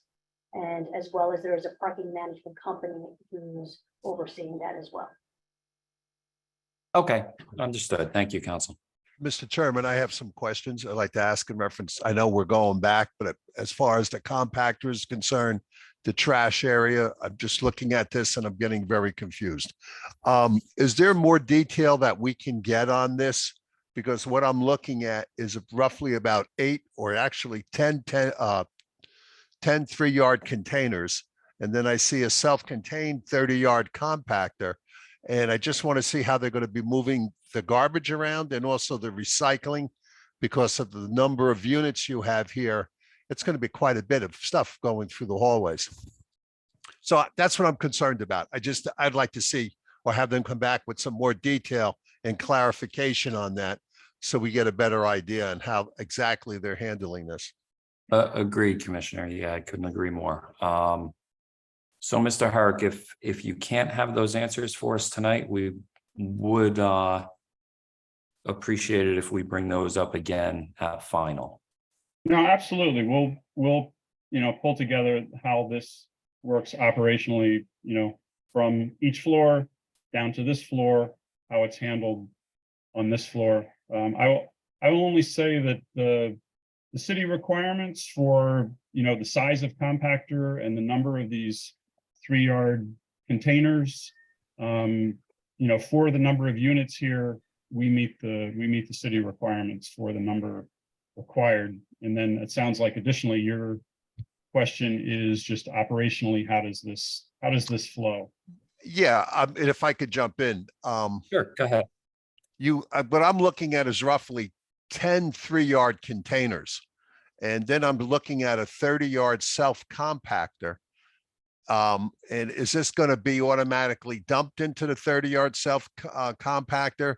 If so, then I'm looking at now the recycling area. And that's where it gets confusing, because you're going to be dealing with a lot of bottles and cans and let's say mixed paper. So I'm just trying to get a feel on how you're going to handle all that with the refuse and also with the recycling. Sure, we can definitely respond to that during final site plan application, give more Good. detail. We'll take note Okay. of all the questions you have. All right, great. Thank you. All right, thank you, counsel. Yeah, I apologize. I know a lot of these are going to be cleared up in final, but my board's ready to do work tonight. We like to hear it and get our questions out. Well, it helps us, Mr. Chairman. We'll be prepared then better for that final site plan. So thank you. Okay, great. Are there any other questions for Mr. Herrick? Anybody? No. All right, thank you, Mr. Herrick. We appreciate your time. Thank you. And then I'd like to turn it over to Michael Tegnell, our landscape architect. And Sure. I will share the drawings, but he's going to talk to them. So. And I'll swear you in, Mike. You swear any testimony you give tonight is going to be the truth, the whole truth, and nothing but the truth? Yes, And for the record, can you state and spell your name, please? it's Michael Tegnell, T like in Tom, Egnell. Thank you. Mr. Tagnell, good evening. We've qualified you in the past as well. Your license is current tonight? Yes, yes. Okay, thank you, sir. You qualified. Okay. So I have two plans to show you, one at ground level and one at the 4th level that Scott had talked about, which is the amenity level, which encompasses all of the landscape improvements that we're doing for this project. So the plan that you see before you is improvements, landscape improvements on all 4 sides of the building. I think that the street improvements or sidewalk improvements are consistent with the adjacent building across the street on 18th Street with a similar sidewalk treatment, and that the street trees will be and are in compliance with the Jersey City Department of Forestry. We have 23 trees that are required, and with a frontage at a minimum of about 25 feet on center. And that's what you see wrapping from Jersey Avenue to 18th Street to Cole Street. Those are all the trees that we are installing. At the base of the building, we have an allowance of, it varies a little bit, but it's more or less 6 to 8 feet in width, which gives us the opportunity to put in a variety of ornamental plantings, which will soften the base of the building, and I think it will enhance the walking experience along the sidewalk and provide more color and texture to that experience. To the north of the building, adjacent to the existing walkway and trees that are out there, we're supplementing that with additional ornamental plantings, mostly grasses, and some additional birch trees that are along there. And I think that will, again, add to the existing landscape that's out there, provide a little bit more of a buffer to the building and enhance that walkway that's out there. I think you can go to the next plan, which is the amenity terrace on the 4th floor. And as Scott said, the terrace is situated in between the 2 towers. It's around 12,000 square feet of development up there. The majority of it is a sedum, so it's a green roof that we're proposing to install up there. And in addition to the sedum, we have other areas where we have a number of ornamental trees that are there. And we also have a central area, which will be some AstroTurf, just to allow for group gatherings out there and other activities that the tenants may want to have. We have a couple of areas where we have a roof, where we have a wood deck. Right in the middle, it's raised with some trellises. So give you a little bit of height so you can look out over the plantings that are there to this streetscape beyond. And then on the north and on the south side, we have, again, some lounge areas that are on a wood deck that give you the opportunity to look out to the street and the other buildings beyond. We also have a barbecue area with picnic tables on the left there, which again is defined by the wood decking that's there. But we do have, picnic tables and seating for food events that are there. We have, yeah, I mean, that's about it for all the amenities. We are in compliance with the GAR regulations. We've gone through all the calculations on that, and we're at 27%, which is above the 25% required. I think that's it. If you have questions, I can go through that, but I think the landscape improvements are pretty simple, but I think they're, they complement the building and the surrounding neighborhood. All right, thank you, Mr. Tagnell. I have no questions. Anybody else? Mr. Tagnell, did you want to just comment on the forestry standards and if in fact we are asked to remove the 2 trees and its impact on our compliance? If you go back to the plan, there are 3 trees that are in question. One is over by the entrance to the garage. I believe that if we need to make some modifications right there for distance from the driveway, we can probably shift things in order to accommodate that tree, which I'm guessing they're assuming that we're a little bit too close to the entrance to the garage. So the other issue is the 2 trees that are at the intersection on Jersey Avenue there next to the crosswalks. I'm assuming that that's those are the trees that are in question, and we can eliminate those 2 trees, which will put us below the required number for the forestry department. But I think it's just a matter of what the requirement is really going to be right there. It's at this odd intersection, and sometimes it's 30 feet from the intersection, but where is the intersection? If it just has to be 12 feet from the crosswalk, we could come pretty close to establishing at least the center line from the outside of the crosswalks to the tree. So I think we just need a little bit more definition as to what the requirement is really going to be for that particular area. If they want them eliminated, then we can certainly do that. We just will have to ask for a variance for not meeting the 23 trees required. Other questions, Mr. Chairman? All right, thank you. And that's something that can be addressed in final as well? We can put that in the comment. It's in the comment letter, so that is something if you want to push off to the final, that it's approved as it is, and it could be revisited, the concept of removing the street trees at that time.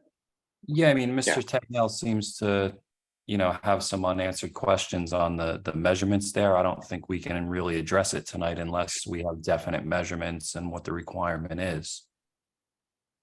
Yeah, so you can approve the application for preliminary as it is, and then you can get some more definition from engineering. And then at the time of final site plan approval, request for site plan approval, those other issues could be addressed at that point. Okay, thank you. Yeah, because this plan meets the Jersey City forestry requirement. Okay. And Chairman, just to be clear, the review letter from engineering just states that those 2 trees at the intersection of 18th Street and Jersey Avenue need to be removed. It doesn't explain why they need to be removed, but engineering is saying they Right. need to be removed. Right. So I'm not sure what their real criteria is there. If it's just we have to remove them, then we remove them, but it would be nice to know how they arrived at that conclusion. Okay, so I think we could definitely address that for final site plan. Okay. All right, anybody else from Mr. Tagnell? No. All right, thank you, sir. We appreciate it. Okay, welcome. Thank you, Mr. Chairman. So finally, I'd like to call our last witness, our professional planner, Charles Height, who's going to be able to address the sole deviation on this application. Yes, good evening. Hi, Charles. How you doing? Good, thank you. Do you swear any testimony you give tonight is going to be the truth, the whole truth, and nothing but the truth? I do. And for the record, can you please state and spell your name? Yes, Charles Height, last name spelled H-E-Y-D-T. Thank you. Mr. Height, good evening. We've qualified you as well in the past. Your license is still current tonight? Still current and in good standing as a professional planner. All right, thank you. It's good to hear. And you're qualified. Thank you very much. Thank you, Mr. Height. So you've been present for tonight's application. Can you explain to the commissioners what you've reviewed, what you've gone through in preparation for the testimony, and provide your professional opinion? Yes, good evening, commissioners. We were retained to do the civil engineering plans as well as the planning review and compliance review for the redevelopment application before you tonight. As was mentioned before, we are in the Jersey Avenue Park redevelopment plan. We're specifically in the mixed use district. We have 3 street frontages: Jersey Avenue, 18th Street, and Coles Street. We did initially do a compliance review, and at the time, with respect to the building mass, the overall architecture, the density, the building height, found that the application was in compliance with the requirements. As the design progressed, we folded in floodplain requirements, flood hazard area requirements, as well as green area ratio requirements. The design along the streetscapes became a little further refined. And what we're requesting tonight is a deviation for the width of the travel path, the minimum sidewalk along 18th Street and Coles Street. So from a technical standpoint, 15 feet is required as a minimum sidewalk width. Along 18th Street, the minimum proposed is 11 feet. Along Coles Street, the minimum proposed is approximately 12 feet. These are consistently throughout both 18th Street and Coles Street, so there's no wide variability in the width. It doesn't taper to 5 feet, expand to some other number. They're fairly consistent.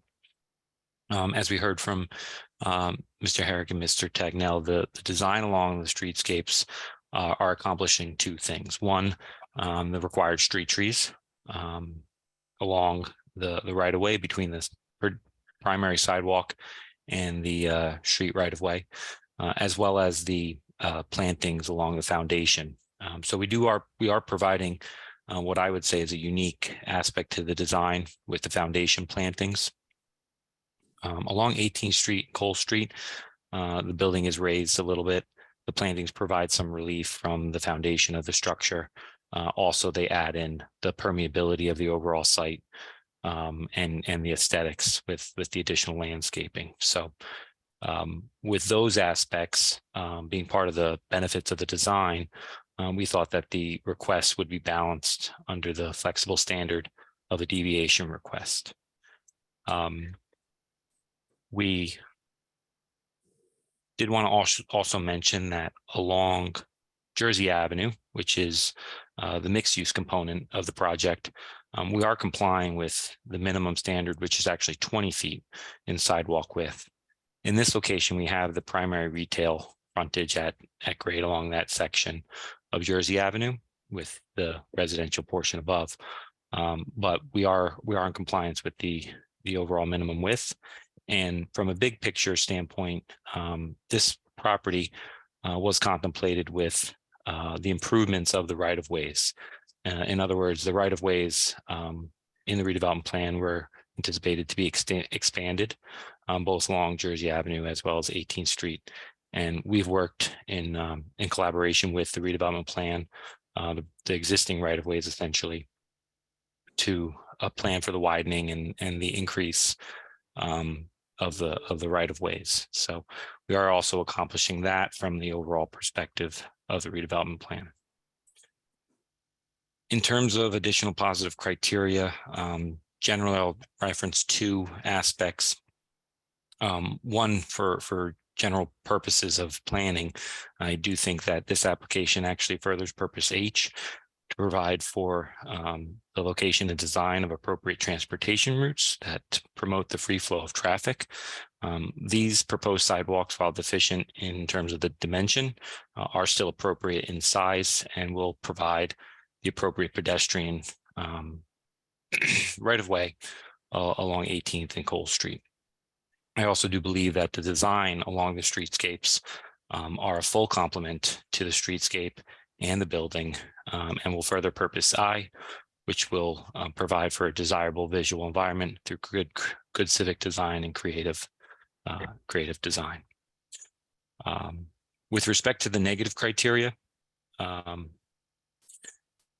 we don't believe that there's any sort of substantial detriment to the general welfare. As we mentioned, these aren't variable sidewalks. They're consistent. Not only are they consistent throughout our street frontage, but they're also consistent with the 18th Street frontage to the south along the cast iron loss structure, a sidewalk. We are also providing the appropriate street trees, furniture, overall design, so they're not deficient, but for the dimension. They'll have all the common appurtenances and fixtures that you would find in the streetscapes. With respect to the zone plan and zoning ordinance, we actually started the review process with a consistency analysis. And at that time, we didn't identify any other major deviations. As the design unfolded, this was the one deviation that came about, and we agreed to make the request. So from a big picture standpoint, we do believe we're in compliance with the redevelopment plan. We're furthering the goals. One I want to call out is the promotion of site improvements for the beautification of Jersey Avenue Park redevelopment plan area and surrounding neighborhoods. We do believe the proposed streetscapes with all of the street trees, the foundation plantings, the aesthetics of the design along the streetscape will further the beautification of not only this sidewalk, but of the overall block, along with the overall redevelopment of the site. There are others, but I felt that would be the most applicable one in terms of goals of the redevelopment plan. Lastly, with the redevelopment plan, the purpose of the mixed-use district is intended to provide for the development of a mixed-use neighborhood utilizing new urbanism, planning, and design principles. As stated, we are a mixed-use building. We do believe that the overall design along Jersey Avenue is meeting the intent of the mixed-use corridor along Jersey Avenue. And obviously the improvements along the other street frontages are meeting the intent with the appropriate streetscape design. That's the direct testimony I have. Again, we're requesting one deviation for minimum streetscape width, sidewalk width along 18th Street and Cole Street. Let me just check my notes if there's any other aspects, but I think that completes my testimony. Can you speak briefly to the fact that the variance or the variances are required as a result of the street alignment, which ultimately the city was not moving forward with, as you discussed? Yeah. Statement of its performance. Yeah, as I mentioned, there was intended right-of-way widenings on Jersey Avenue. We comply and accommodate the intended right-of-way widening and still meet the sidewalk width. Along 18th Street, the alignment altered. So there is a jog in this section of 18th Street. So we essentially are following what the existing and implemented street right-of-way is along that section. So there had been some changes to the alignment, but this proposed plan works in concert with those changes. No further questions. All right, thank you, Council. Thank you, Mr. Hyde. I have no questions. Anybody else for Mr. Hyde? No. Thank you Okay. very much. Take care. We appreciate it. All right, Council, is that your presentation? Who can make it? Okay, and obviously after public comment, we'll allow you a closing statement if you need to. So at this time, let's open it up for public comment. If anybody's here from the public that wants to comment, please raise your hand. If you're calling in, you can press *9 to raise your hand. Anybody from public? I see one public maybe, or is that? That's Mr. Tagnell. Oh, okay. I don't think that is Mr. Tegnell. He was talking through his regular window. He didn't speak through that phone number. That might be somebody else.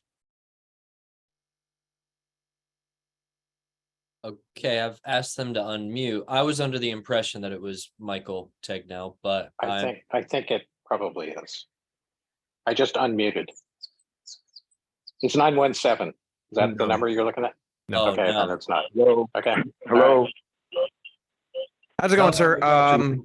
Before you speak, I'll just swear you in. If you swear any testimony that you give tonight is going to be the truth, the whole truth, and nothing but the truth. Yes. And for the record, could you state and spell your name and give us your home address, please?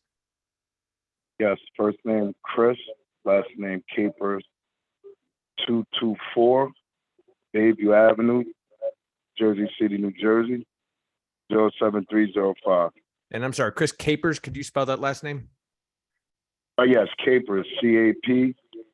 Thank you very much. Mr. Capers, good evening. We have 3 minutes for you, sir. Yes, good evening, planning board. As I stated, my name is Chris Capers. I'm a labor with Local 3 and a resident of Ward F.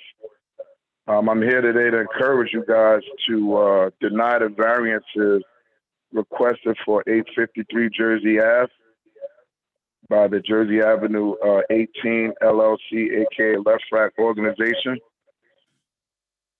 Why would Jersey City consider helping Left Rack maximize profits with projects that they already have, when Left Rack is allowing workers to be abused at the Wave project?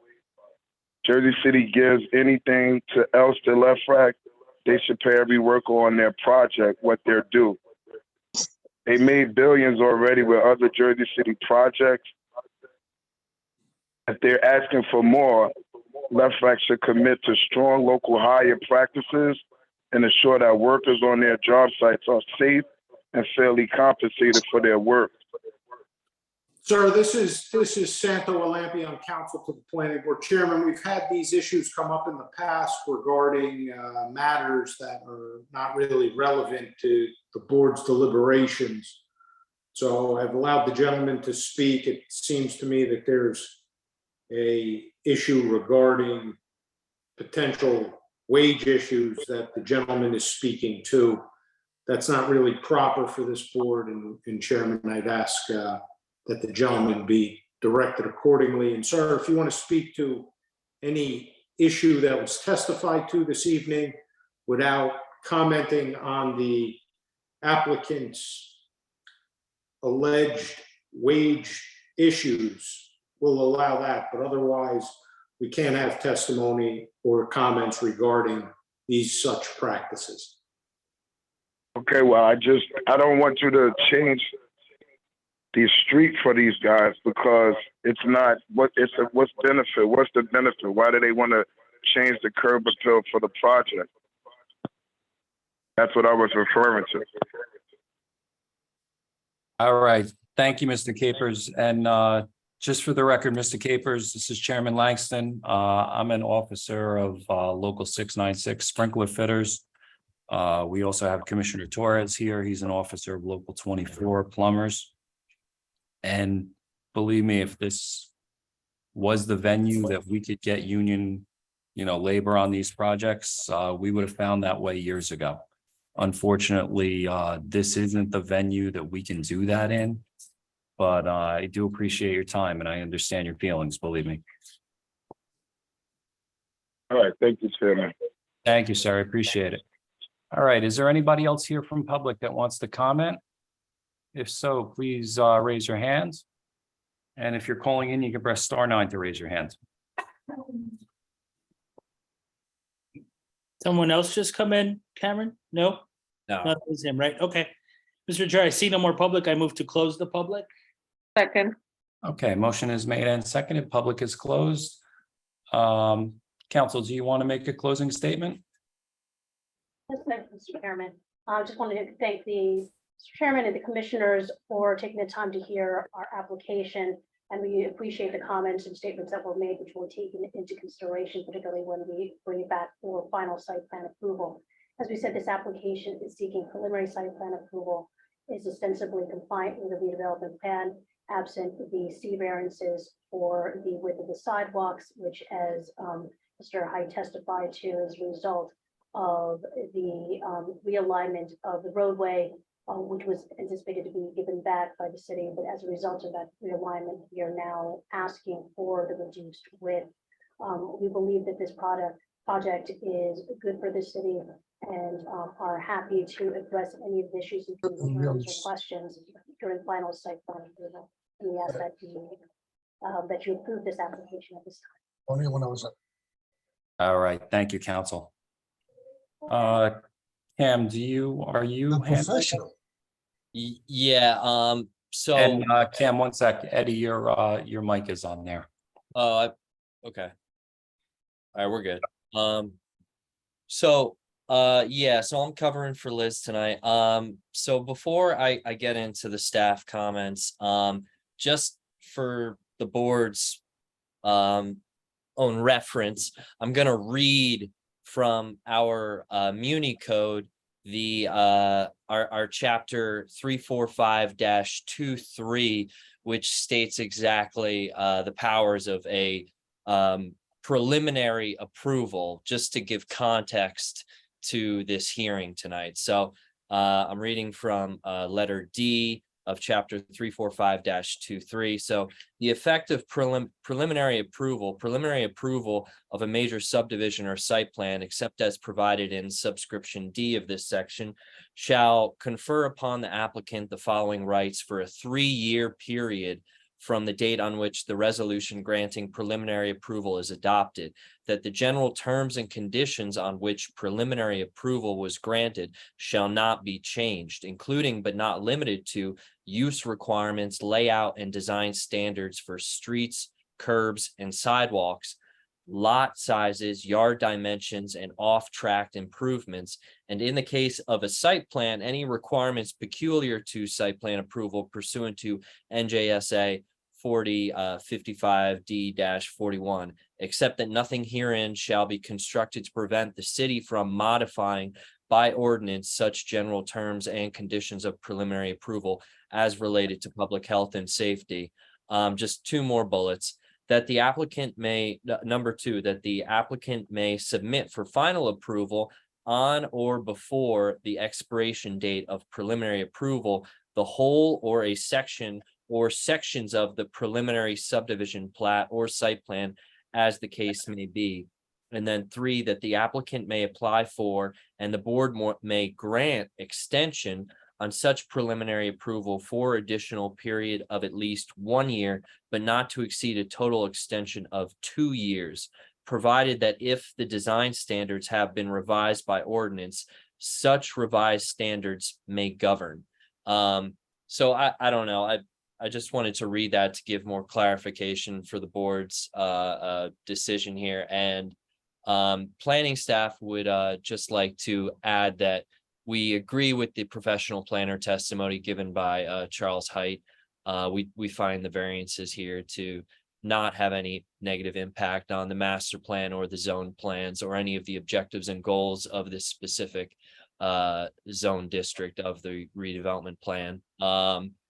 But furthermore, I want to just ask their attorney, which I've already heard them state on the record, they agree to the conditions in Mrs. Oper's staff report, but our council are the conditions from Liz Oper's staff report dated August 4th of this year. Are those 4 conditions acceptable? I'm Chairman, sorry, yeah. six. There are Six. 6, yes. I'm All 6 sorry. conditions are acceptable. Okay, and as far as the street trees go, we do have a forester, and it would definitely be in the city's best interest to have our certified arborist review those 2 trees that engineering said should be removed and have that remedied for the final plans. But if the engineer said absolutely no, this is dangerous, they would do a payment in lieu of. It's $18.65 per tree, and that would be in compliance with the forestry standards as well. So it could go either way. Obviously, the city would prefer to see the trees, but anyway, yeah, we'll have to have that fixed with the forester and the city engineer. Well, Cam, if I heard your initial statement right, these have to be ironed out during preliminary, correct? Okay, so yes. But I So mean, Chairman, they should be ironed out during preliminary. The reality is the power resides with this board. We've got the recommendation from engineering that the trees be removed. Obviously, planning staff noted that those 2 trees add to the total count and therefore bring it in compliance with the forestry standard. I am sure the recommendation of the forestry is, yeah, we want all of the trees that you're supposed to put, but the unfortunate part is we get an engineering letter the day before the hearing that says you have to move or remove these 2 trees, and it doesn't tell us what the concern is. So it's kind of hard for the board to make that decision, but it's the board's decision, and it should be either remove the trees and make the payment or leave the trees and don't make the payment. I just don't know how the board weighs that with the information it has. It sounds like the applicant is okay with either decision. They like the trees, they propose the trees, but it seems that engineering has taken exception to that. Well, we also have, item 4 is the proposed canopy needs a franchise ordinance. And obviously, I agree, Santo. I don't think city council will grant a franchise ordinance on a preliminary site plan. But it's Chairman, that one's very easy, right? They need the ordinance if the canopy over or encroaches over the sidewalk. So when they come back with final, if it's encroaching, they're going to have to get that franchise ordinance. It sounds to me like they're going to pull it back so as to not have to get it. But if they don't, they have to comply with that. That's absolutely going to be a condition of even preliminary, but it triggers it final, I guess. okay. Understood. I mean, I'll refer to the board also, but my gut feeling is, I know that corner, it's a tough corner as a pedestrian. I think the sight lines are, important there as far as oncoming traffic. And if you're in that crosswalk, I would bet that that's what engineering is referring to. So I would agree with their comment there. And have a payment in lieu of those 2 trees. And then as far as the tree along Cole Street, if that can be adjusted, let's adjust it. And but if anybody else from the board wants to weigh in, I'll certainly hear. I agree with you, Chairman Langston, that one section there on the middle with myself but I think that just move forward, spending a lot of time on this project right now when it's preliminary. Move forward, I would be okay with the lieu of payment for it. And when it comes into final, if it's something that they want to put in and not put the payment in for another, lieu of payment, and we can adjust it at that time too. But, Agreed. we'll make a firm decision that we're okay with the lieu of payment for removal of fees. But we will be very happy if it was going to be put back in the middle. As long as Okay. there's a safety aspect, I want to be on the record on this though. To be a Yeah. safety aspect. That's As the long as we're talking about a safety aspect for, sightline for pedestrian safety, I'm fine with removing those trees. If we come back at a later date and that's not the concern, if there's a different concern, I guess we could address it then. But at this point, let's agree with engineering's comments. And, I'll follow Santo's advice on the franchise ordinance. I agree with him.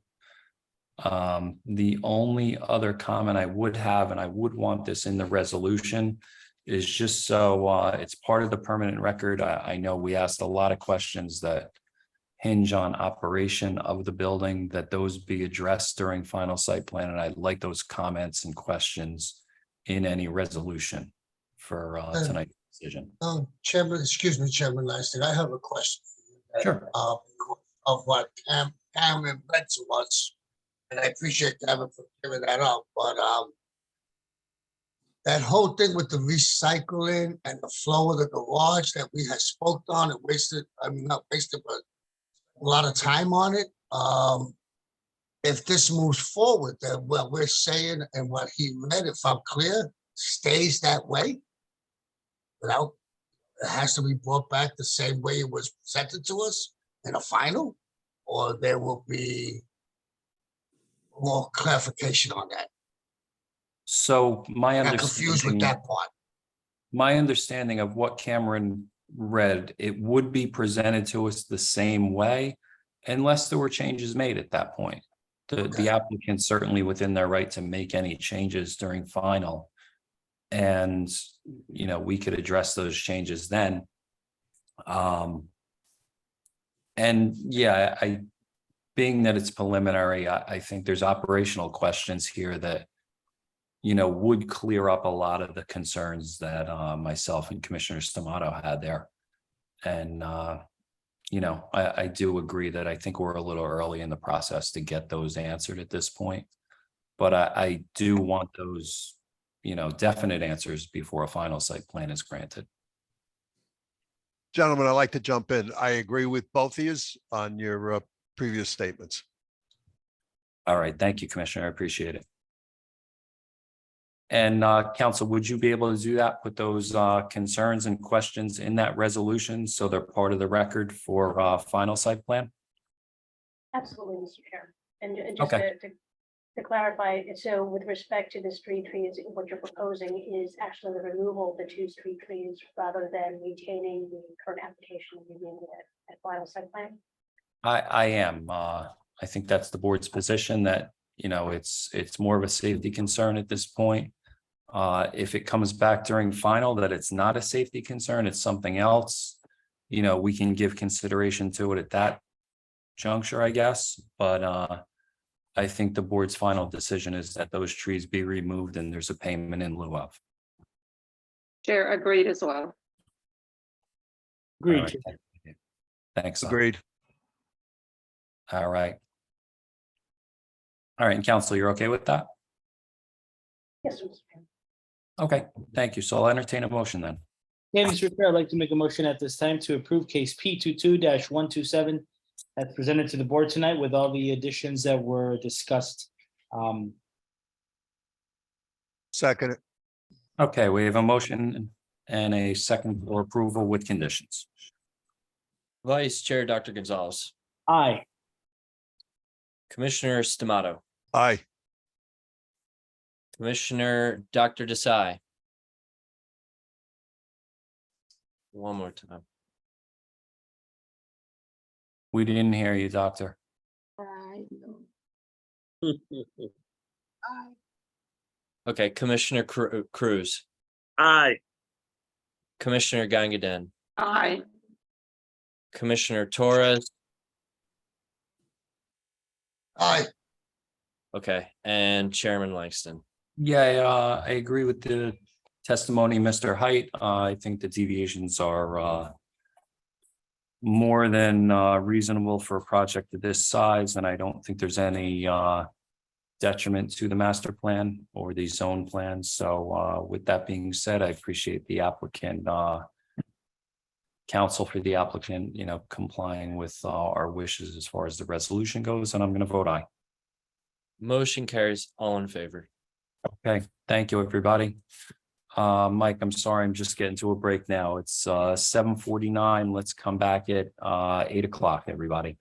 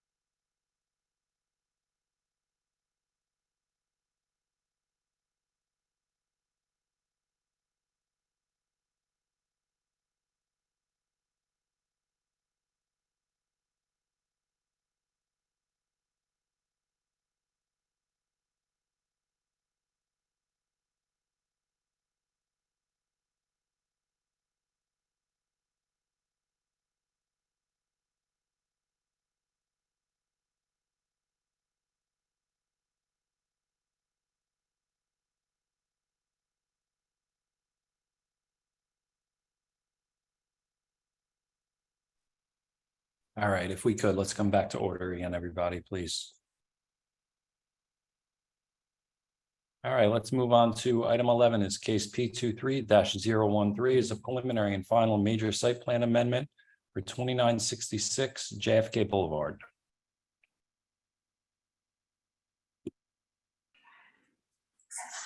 Can you hold on a second? What is that? I love that song. Hey, good money to see guys play stuff like that.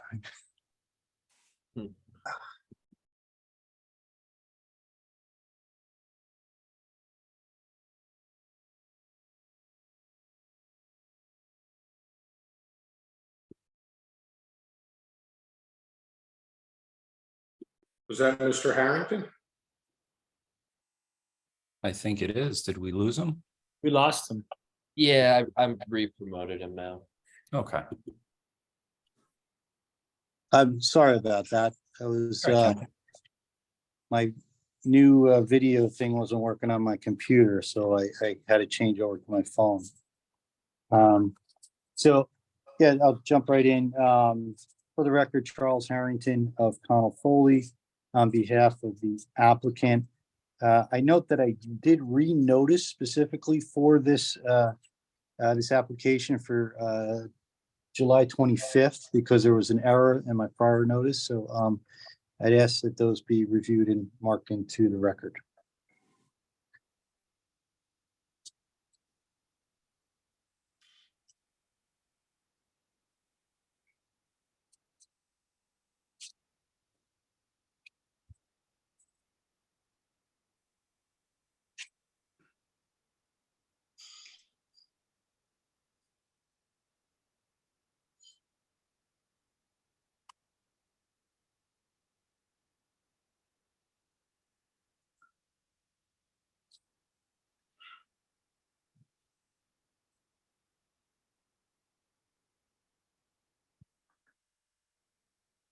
I hate to say it, Sano. I think I sent you the old notice. The most recent notices are on the portal. Oh, wait, never mind. Never mind. They're on the last line. Okay, yeah. Yeah, I sent the right ones. Right.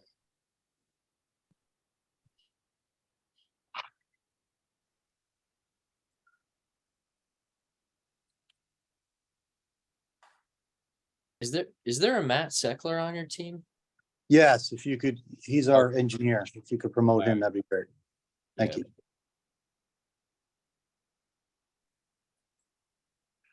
Mr. Chairman, I am to receive the affidavit of publication proof of mailing with respect to the application here this evening.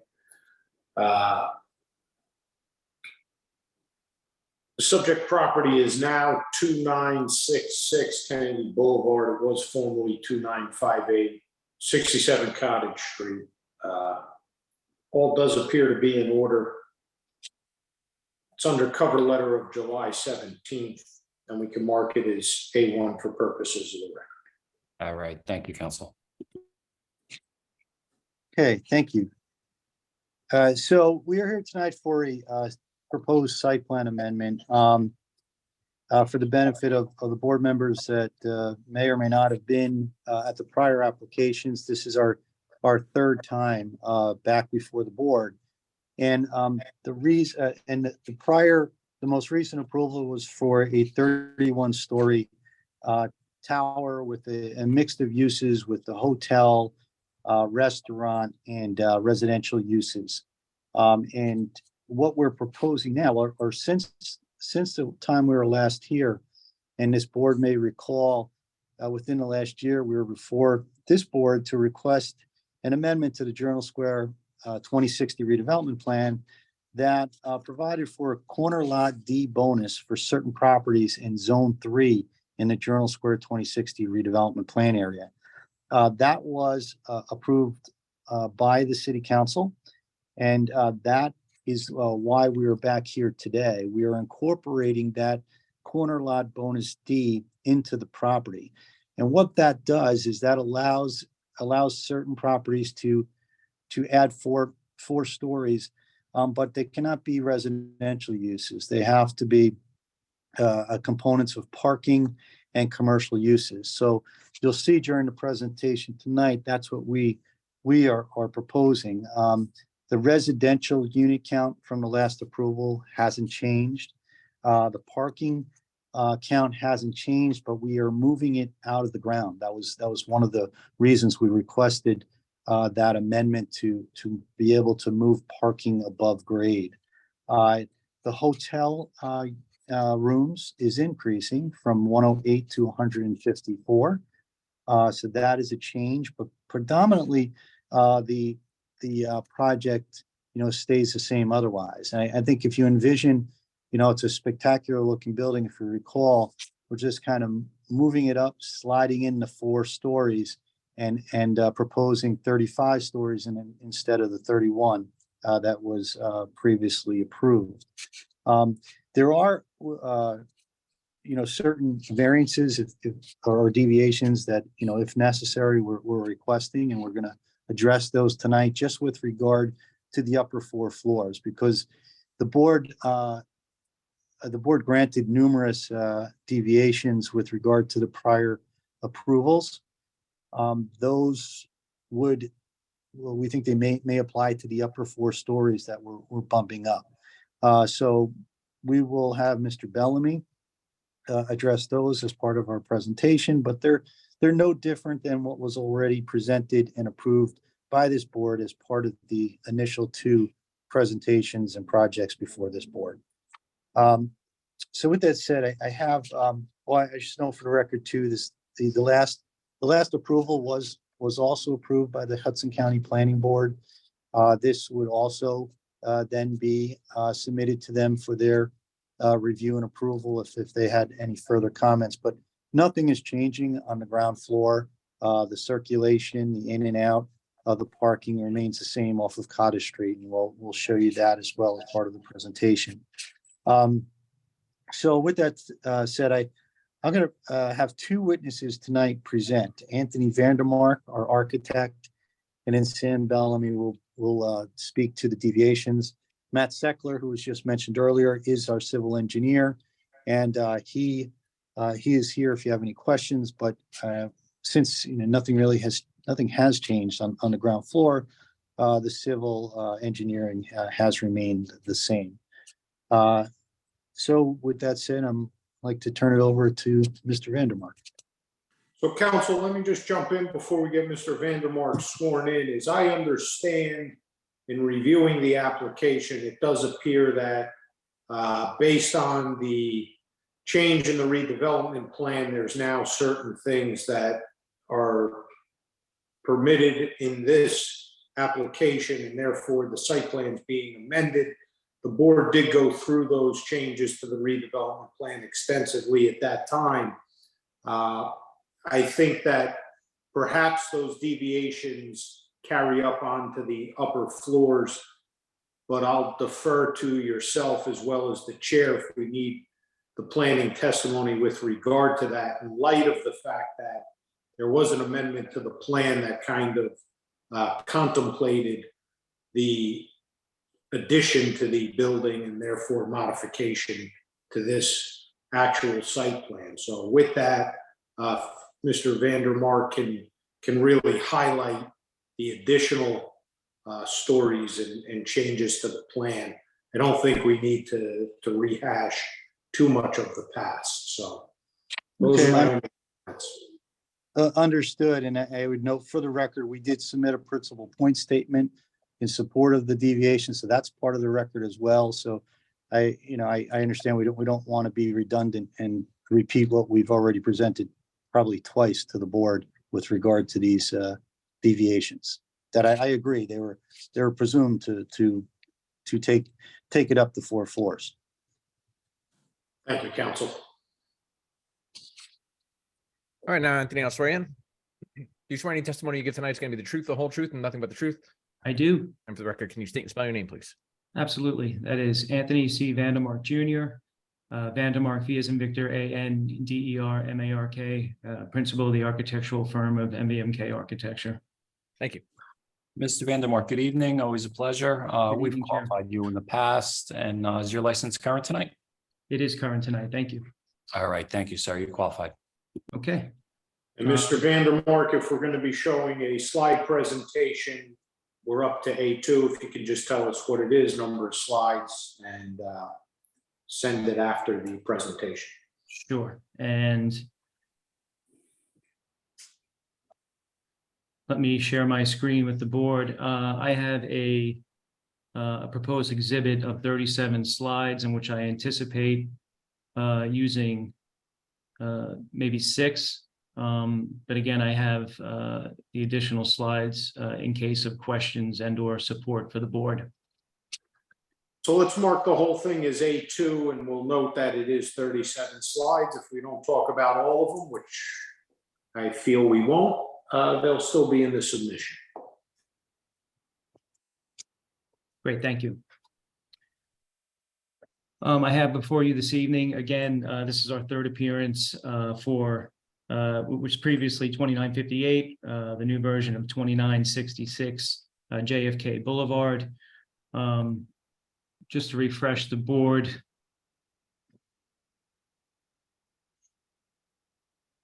The location of the site.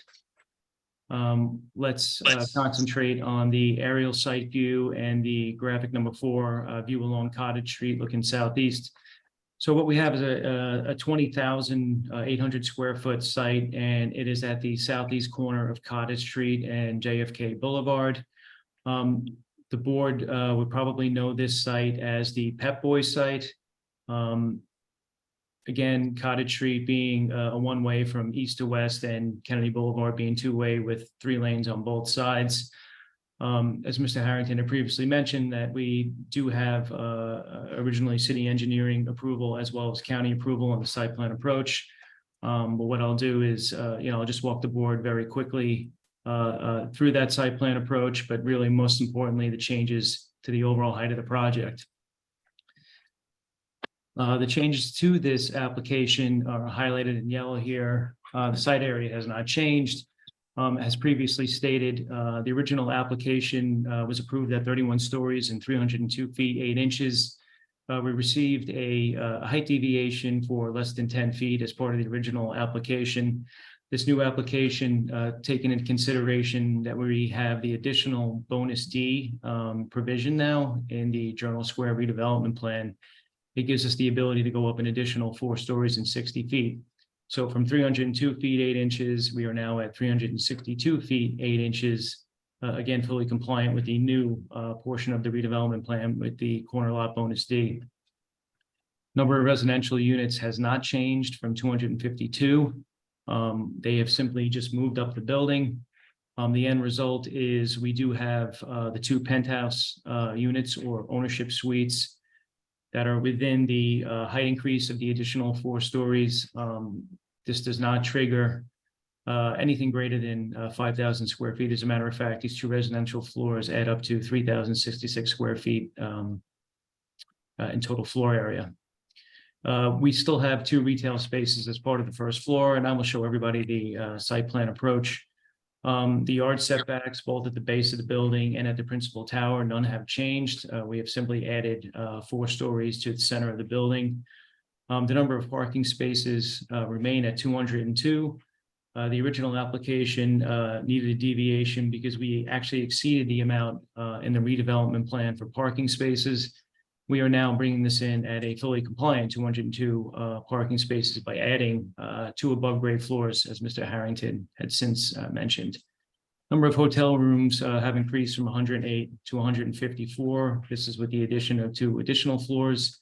So with the 2 parking floors and the 2 hotel room additional floors, that is the new 4 stories to the application. The previous application had 150 interior internal bike storage spaces. Again, that is fully compliant, and we have 8 outdoor, and the original application had 6. The original application had 2 office floors, one of them being a commercial amenity. That commercial amenity has remained, and one of the office floors has since been converted to hotel use.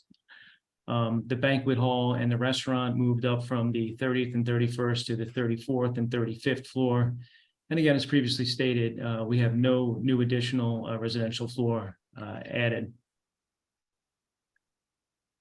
As previously mentioned in front of this board, and the last approval was on March 8th of 2022. This is a true mixed-use building where we have 6 different uses underneath one volume here. Again, at the base of the building, a lobby was originally approved mezzanine space, which is here in blue. The original application had 2 parking levels. We have since added 2 parking levels above. And then we have a commercial amenity with doggy daycare and daycare center highlighted in blue. The building steps back in for the hotel uses. Again, one was converted from the previous office floor to hotel floor, and then 2 new hotel floors have been since added. So that's a total of an additional 46 rooms onto this application from the previous. Again, so we have now 6 hotel floors and 19 residential floors, which do not change. Taking you up to the overall height of the building. The top 4 stories have just simply moved up with the insertion of these 4 floors at the base of the building. So again, floor 32 and floor 33 are the residential owner penthouse suites. We have a banquet hall as part of this application, which was previously approved, and also a restaurant, dual restaurant uses at the top floor with the upper bulkhead having restaurant use as well. Overall height, as previously stated, 362 feet, 8 inches.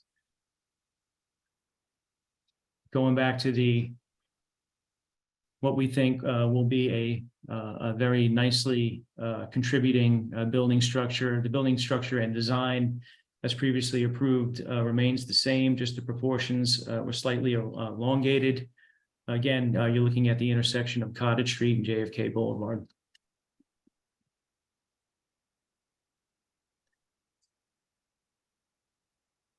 Just to refresh everyone's memory, as part of the previous application, and again, previously approved, we have a large frontage on Kennedy Boulevard with no curb cuts, a very large lobby that services the residential floors at the intersection of Cottage and Kennedy. We have a grand hotel lobby with various double height space and a retail cafe located behind it.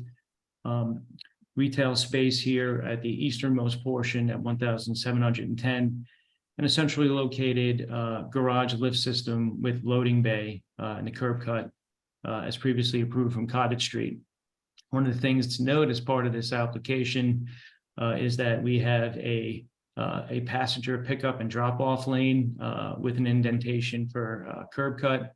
That was previously approved, and that will have no impact on the intersection of Cottage Street and Kennedy Boulevard. And this is for short-term drop-offs and deliveries. Therefore, they don't have to enter the garage. I can walk the board through the remainder of the building. I don't know how far we want to get into the specifics of the plans because they have been previously approved. Again, I leave it up to the board for whatever they want to say. Thank you, Mr. Vandermark. Yeah, I certainly don't want to, rehash the original approval. If there's any questions anybody has on the actual site plan amendment that we're hearing tonight, I'll open it up for that. I have no questions, very straightforward application as far as I'm concerned, but if there's any other questions from the board, now's the time.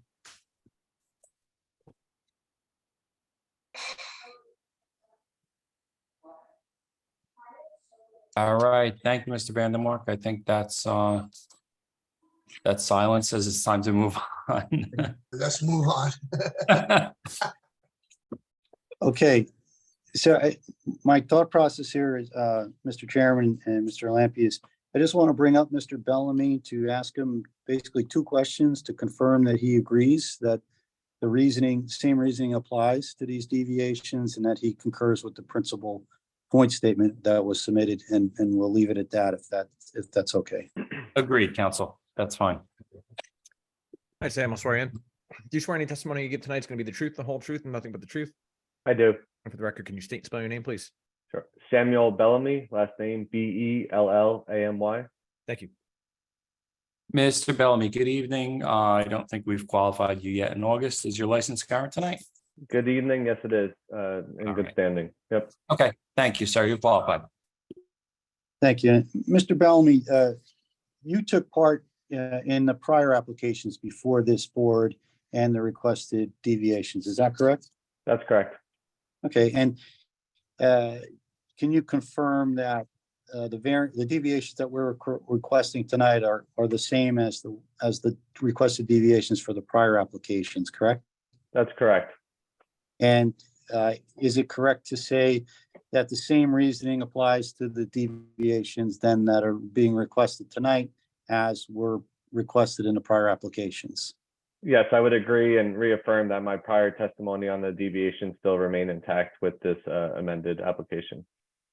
And did you have a chance to review the principal point statement that was submitted with this application? Yes, I have, and I agree with the findings of the principal point statement submitted by Connell Foley, and that the planning rationale is intact with my prior testimony. Thank you. I have no further questions for Mr. Bellamy. All right, thank you, Mr. Bellamy. I have no questions either. Anybody else? No. No. All right, thank you, sir. I appreciate it.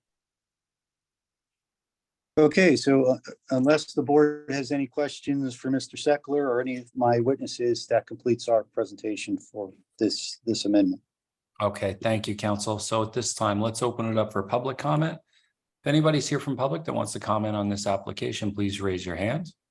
And if you're calling in, you press *9 to raise your hand. I see one hand up.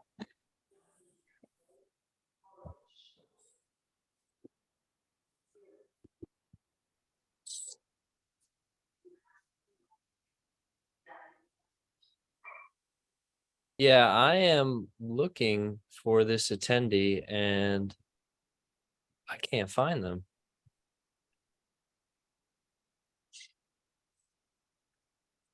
It's TA right at the top, Cam. Okay, I see. Thank you. You got it. I'm here for you. Thank you.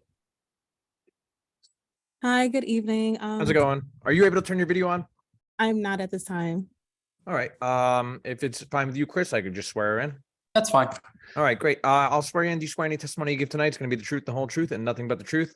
Yes. And for the record, could you state and spell your name and give us your home address, please? Tiffany A. Tiffany. Tiffany yes. A. Yes. Is that your last name? A. Yes. Can you spell that? A. Is that your legal name? That is the name that I typically go by. Yes, A. Okay. And your home address, please? That is the West Side Avenue, Jersey City, New Jersey, 07305. Okay. Okay. All right. Thank you, Miss A. We have 3 minutes for you. Okay, so I just wanted to know quickly about the proposed plans for 2958 Kennedy Boulevard. I'm familiar with Cottage Avenue, and I just wanted to know to what extent the proponents of these plans spoke to the residents of the homes on Cottage Avenue. Because I know typically that area is like essentially 1 or 2 family homes. Was there any involvement, any questioning or involvement of the neighboring homes? That's really my question. Okay. Okay. Go ahead, counsel. I don't want to jump in. Yeah, I mean, this project has been ongoing for probably 3 years. So there has been interaction with the community, with the Journal Square Community Association. And I know my client he has another building there. He knows all of the neighbors probably personally. So I know there has been a lot of interaction over the last 3+ years with them. Okay, I was speaking specifically to the homeowners on Cottage Ave. Did anyone speak to them? Yeah, the homeowners on Cottage Street. I know my client knows them, and I know he has spoken to some of them over the years. I can't speak to directly whom. Right, and were they in support of this? I would think they are. They're not here tonight. They got no public notices on all applications, and this is our third time before the board. Understood. Okay, I just wanted to know to which level, I guess essentially the proponents involve the community. Yeah, thank you, All right, thank you, Ms. A. We appreciate your time. of course. All right, is there anybody else here from public that wants to comment? If you could, please raise your hand. And if you're calling in, press *9 to raise your hand. Chair, I see no public. I move to close. Second. All right, Second. the motion is made and seconded. Public is closed. Council, I don't know if you need a closing statement or not. No, I think I've said enough. Okay, thank you. So this is listed as Tanya's the review planner. Is Tanya with us? Is somebody else covering? Yeah. Look at you. didn't I know gotta you- swear you in though, Tanya. I Oh, missed you're the right. beginning. You're right. Did you, do you swear any testimony you give tonight is going to be the truth, the whole truth, and nothing but the truth? Yes. Thank you. And you're qualified, Tanya. Oh, yeah. All right. So- go ahead. This was Tim's app. I did take it over, but I have reviewed it pretty extensively with Mr. Harrington. It does comply with a new ordinance that was passed for the corner bonus. After doing analysis on it, it does not trigger the IZO with the additional height and the variance that's requested. And the only thing that staff asked is that the conditions that were previously on the last approval just be continued on. Otherwise, staff recommends approval. All right, And- thanks. Tanya. And Council, you're okay with that? Yes, that would be acceptable. Okay, thank you. I'll entertain a motion then. Chair, I'd like to make a motion to approve case P 23-013 as presented to our board tonight. Second. All right, motion made and seconded for approval. Vice Chair, Dr. Gonzalez. Yeah, I love this project. I think the building is really cool looking. And everything that was sought is something that I live with, and I understand why you guys are seeking those deviations. So I vote aye. Commissioner Stamato, Yes. Commissioner Dr. Desai, Yeah, this is a very nice building. It's in and the community appreciates for this building. And of course, it's going to plus the economic side of the India Square. So I would say aye. Commissioner Cruz, Beautiful building. I say aye. Commissioner Gangadin, Yeah, I just want to say beautiful design with all the amenities that's included in that building. Jersey City do need that, especially in the Journal Square area. Aye. Commissioner Torres, Yes, I've always liked this building, right? Like the hotels are there, the restaurants are there. The only problem I have with this building is it's gonna be my third eye, and I can't tell my family's a room in that place yet. So I really look forward that somebody one day we could go and have something to eat in the restaurant in that building and stop voting ayes for this project. I vote aye. okay, and Chairman Langston. Yeah, I agree with Commissioner Torres. I was an aye last time. I think it's a great project. It's a good statement piece for Journal Square. I love the design. Obviously, the changes to the redevelopment plan here are warranted, and I'm going to vote aye on this again. Okay, motion carries, all in favor. All right, let's get it done, guys. Let's get it done. Thank you. Thank you. Thank you. We appreciate it. All right, so let's move on to item 12. This case P23-005 is a conditional use for 749 West Side Avenue.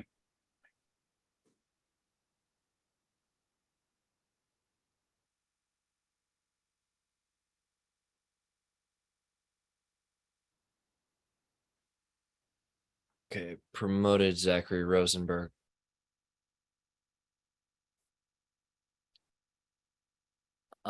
Zach, would you be able to tell me who else is on your team so I can promote them? Yeah, hi, everyone. Unfortunately, we're not going to be able to present tonight. We'd like to request a adjournment with preservation of notice, if we could be carried to the next meeting. I was just advised that our architect, who was planning on testifying as to our architectural plans, had a family emergency and he had to leave the meeting. Okay. Sorry to hear that, Mr. Rosenberg. Yeah, sorry to hear that. I hope everything is okay. It's a Thank shame you. tonight was the night, but I Yep. think you had us an earlier night. So we're gonna carry case P23-005, which is a conditional use for 749 West Side Avenue to a date certain right now of August 22nd. That's our next regularly scheduled meeting. Thank you, Mr. Chairman. Our best to your architect, counsel. Thank you very much. I'll send the message. Have a good night. You too. All right, let's move on down this list here. I believe we have Michael Higgins. 16 is case P23-046 is a minor subdivision for 27 Woodlawn Avenue. Promoted Michael Higgins.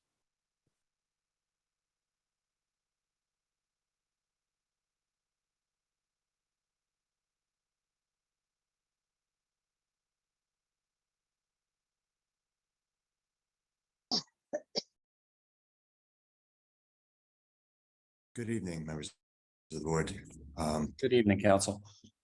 Michael Higgins of Castano Quigley and Charami on behalf of 27-31 Woodlawn LLC. This is for 27 Woodlawn Avenue. That's block 25902, lot 14. We're proposing a minor subdivision with no variances. Is to subdivide an existing lot, which is 5,652.52 square feet into two new lots. 14.01 would be 2,814.3 square feet. And proposed lot 1402, if granted, would be 2,838.22 square feet. That's basically the nature of the application tonight, and I just note that we would agree to have a single shared curb cut as a condition of approval. All right, thank you, counsel. That was actually my only question. Other than that, it's a conforming subdivision. So I'll ask the board, are there any questions for Mr. Higgins? No. No. Chairman, for purposes of the record, I just want to note that I did receive the affidavit of publication proof of mailing. It does appear to be in order, and we should mark it as A1 for the record. Okay, thank you, counsel. So A1 is notice. Okay, so if there's no questions, I'll open it up for public comment. If anybody's here from the public that wants to comment on this subdivision application, please raise your hand. I see one up already. Promoting B on Woodlawn. And if anybody's calling in that wants to comment, you can press *9 to raise your hand.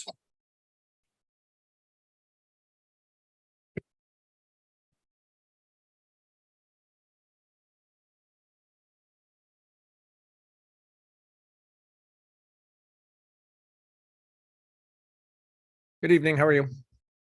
Hi, my name is Beatrice Perkins and I Hi, live Beatrice. at. Thank you. I'm sorry. Let me just swear you in and then I'll ask you for all that stuff. I appreciate it. If you can raise your right hand. Do you swear any testimony you give tonight is going to be the truth, the whole truth, and nothing but the truth? Yes, I do. And for the record, can you state and spell your name and give us your home address, please? Yes, my name is Beatrice Perkins, Beatrice.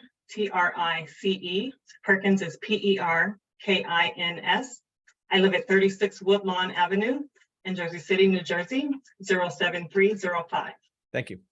Ms. Perkins, good evening. Thanks for hanging in so long. We have 3 minutes for you. Thank you. Hi, ladies and gentlemen of the board. As I stated, my name is Beatrice Perkins and I reside at 36 Woodlawn Avenue. I live directly across the street from the proposed developments for 27 Woodlawn Avenue, which are P23046, and 31 Woodlawn Avenue, which follows after this at P23047. I've owned my home for 18 years. It's an owner-occupied single-family home, and I join my neighbors, some of whom are on the call today and have been on this block nearly 50 years, to object to this proposed subdivision. One of our shared concerns revolves around converting 2 single-family homes into multi-occupancy in the space. We've invested our time and resources to build community here and have concerns about the congestion that this subdivision will contribute to an already tight block by significantly increasing the number of people on the block and straining our already limited resources. The introduction of rental properties might also threaten the harmony that currently nurtures and supports our block stability. I'm not just saying no to change. I believe change is inevitable. It's about finding a way for progress that respects both sides for a win-win. When you increase the density of a block like ours, which is a side street, you effectively approve elevated traffic, elevated noise levels, light pollution, and decreasing green space. From my front bedroom, I look at both of these properties from my bedroom window. What the architectural renderings that I saw online don't show is the grass and trees that assist in a healthier ecosystem for our neighborhood.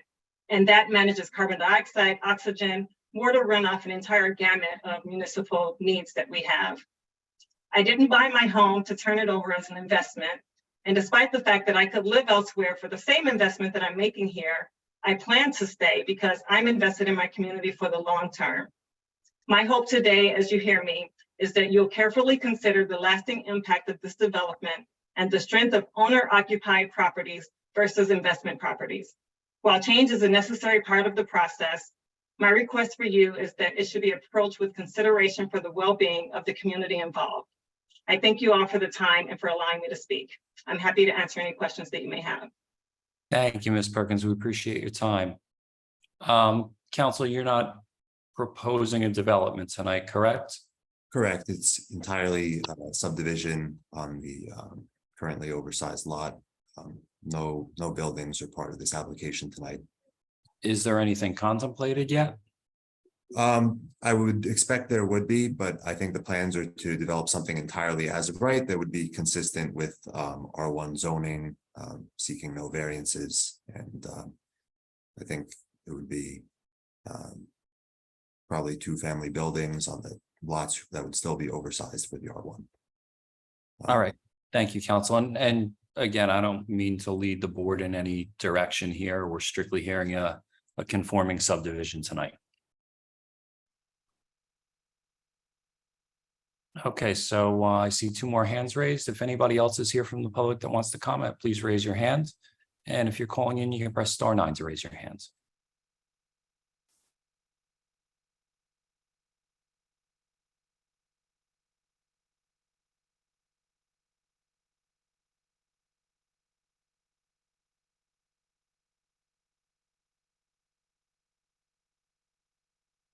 Ronnie has joined the panelist. Hello, can you guys hear me?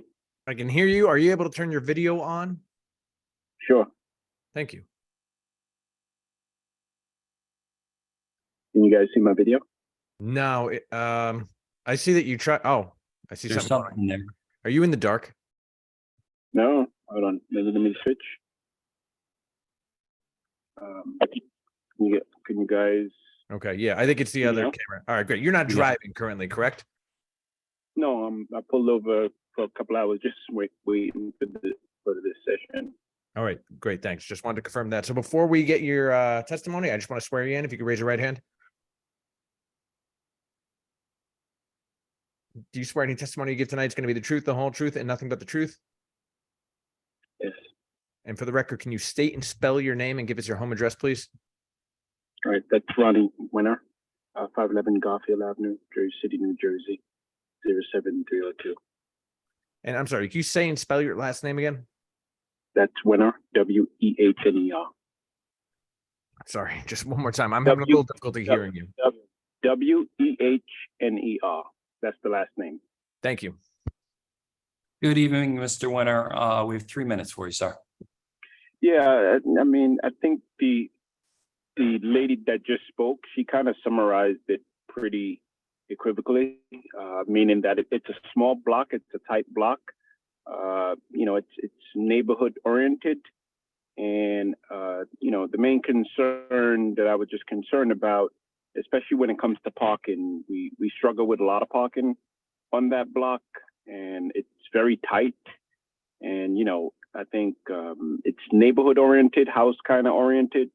So I just wanted to make sure we kind of maintain the standard zoning, and the new construction doesn't necessarily impact the neighborhood in a way that we lose what we're trying to build in that space. So I think if I heard correctly, I believe you guys are saying that this is just going to stay a 2-family dwelling just combined, or is it, do you know how many units is going to be in this building? There's no building proposed currently as part of this application. This is entirely to subdivide the lots. And I believe the intent of my client would be to build whatever is as of right permitted in the zone without variances in the future. If there's any change to that, then obviously we would need to appear before the board again for Okay. application for that building. Gotcha. So for right now, we don't necessarily know what's the intent to put there. It's entirely a subdivision application currently. Okay. Can you summarize when you say subdivision? What does that mean?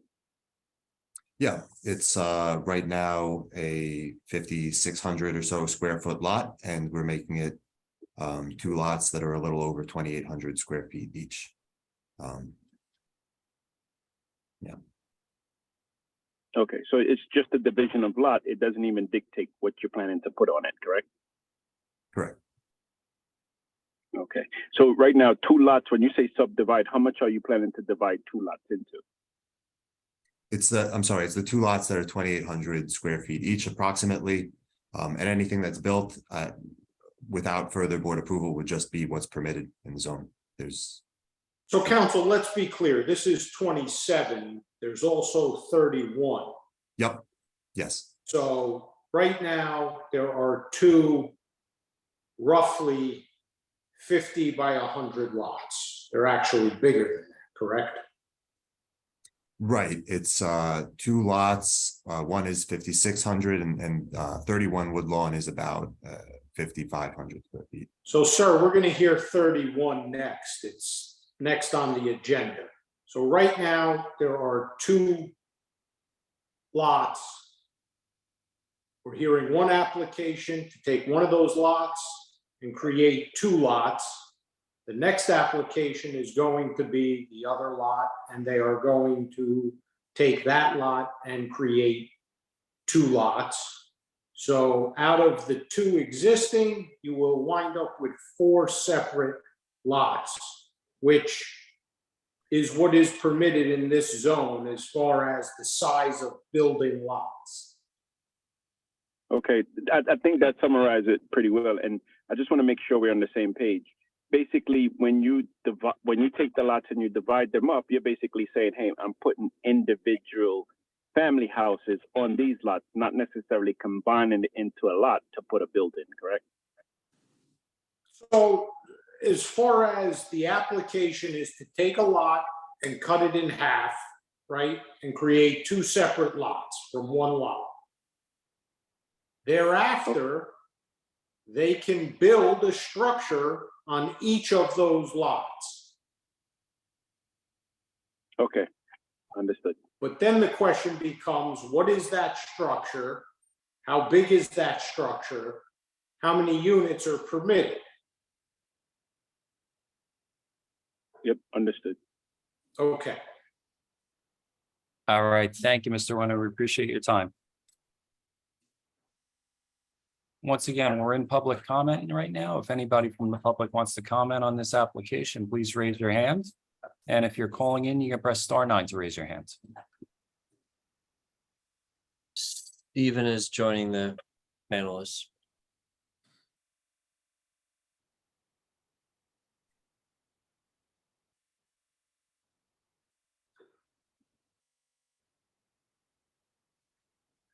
And if you're there, Stephen, you can unmute, turn the video on.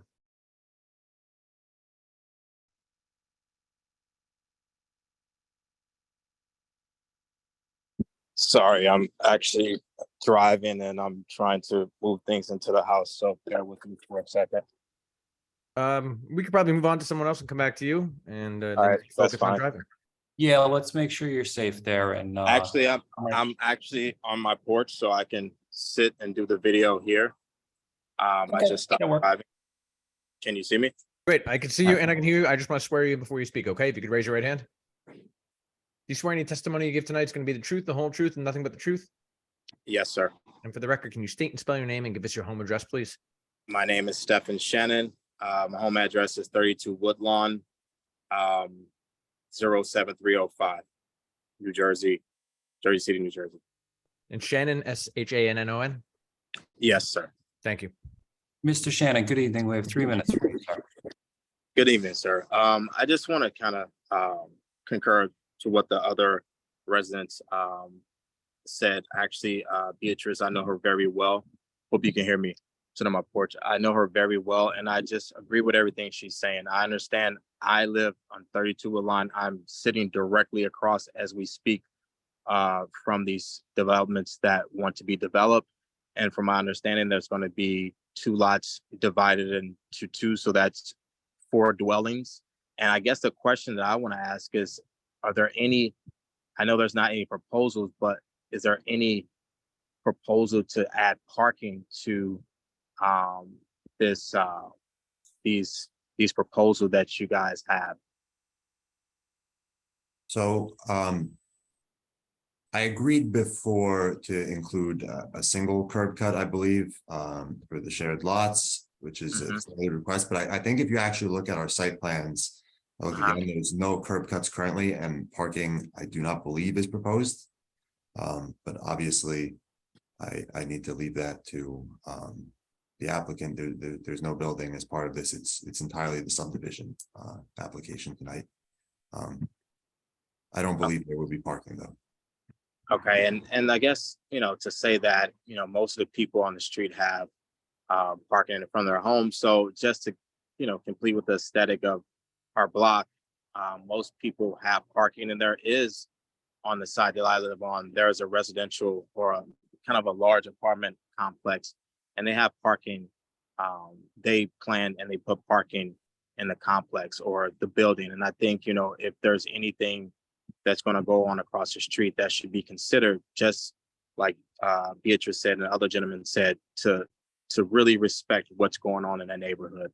I think, it's going to be very tight. I'm looking right now, I'm sitting on my porch, and it's usually people are speeding up and down the street. There's a lot of, people blocking people in. I've had some of my, my neighbor right next to me, he was blocked into his own parking spot where he had to catch the light rail to work. And so people are sometimes that have parking spots here are being blocked into their parking spots by people that are desperate just to find a parking spot. And they have to catch the light rail and have to try to get the car towed so they can get out of their driveway. And I think splitting this lot up and adding 4 dwellings is going to pretty much make that situation worse. So we're for development. I bought my house 3 years ago. I've been looking at these 2 abandoned houses for the last 3 years. So I would like them to get done to beautify our block, but it has to be in the confines of the people that live in this neighborhood. Like Beatrice said, we're trying to create a neighborhood here. I'm invested into my home, and, I bought 3 years, and I don't plan on leaving anytime soon. So we want whatever's built across the street to reflect our block and be an addition to our neighborhood. Thank you. All right. Thank you, Mr. Shannon. We appreciate your time. All right. Thank you. Appreciate it. Promoted Wade Smith. Yeah, how you doing? How's it going, Wade? Are you able to turn your video on? Yes. Great. Okay. I see you. I hear you. I just want to swear you in. If you could raise your right hand. Okay. Do you swear any testimony you give tonight is going to be the truth, the whole truth, and nothing but the truth? I do. And for the record, can you state and spell your name and give us your home address, please? My name is Smith, Wade Smith, WadeSmith, 38 Woodlawn Avenue, Jersey City, New Jersey. Thank you. Mr. Smith, good evening. We have 3 minutes for you, sir. Okay, just like Miss Johnson Beatrice said, I'm a neighbor. I've been on that block 50 years. We're going through some bad times and we're going through good times. But the good times now are people that moved in are owners. When people start renting, we don't get that dedication. We don't get the sidewalk sweeping. We don't get it like it's your home. So whatever's been built, I'm hoping it's a 2-family or 1-family. Because most on my block is strictly 1-family and 2-family houses. So whatever decision made, I guess we have to come back later, another date, and discuss what's going to be put on these 2 lots. I used to live in 31 Woodlawn Avenue over 50 years ago. There was a double lot. The house in 27 is a double lot. So I understand that double lot situation. I just hope it's not nothing with maybe 4 or 5 floors or 6 families in each house, because that's going to cause a problem with the parking. That's about it. All right, thank you, sir. We appreciate your time. Okay. All right, anybody else from public? If you'd like to comment on this application, please raise your hand. And if you're calling in, you can press *9 to raise your hand. Mr. Chair, I see no more public. I move to close the public. Second, Okay, motion is made and seconded. Public is closed. Kim, do you have anything you want to add?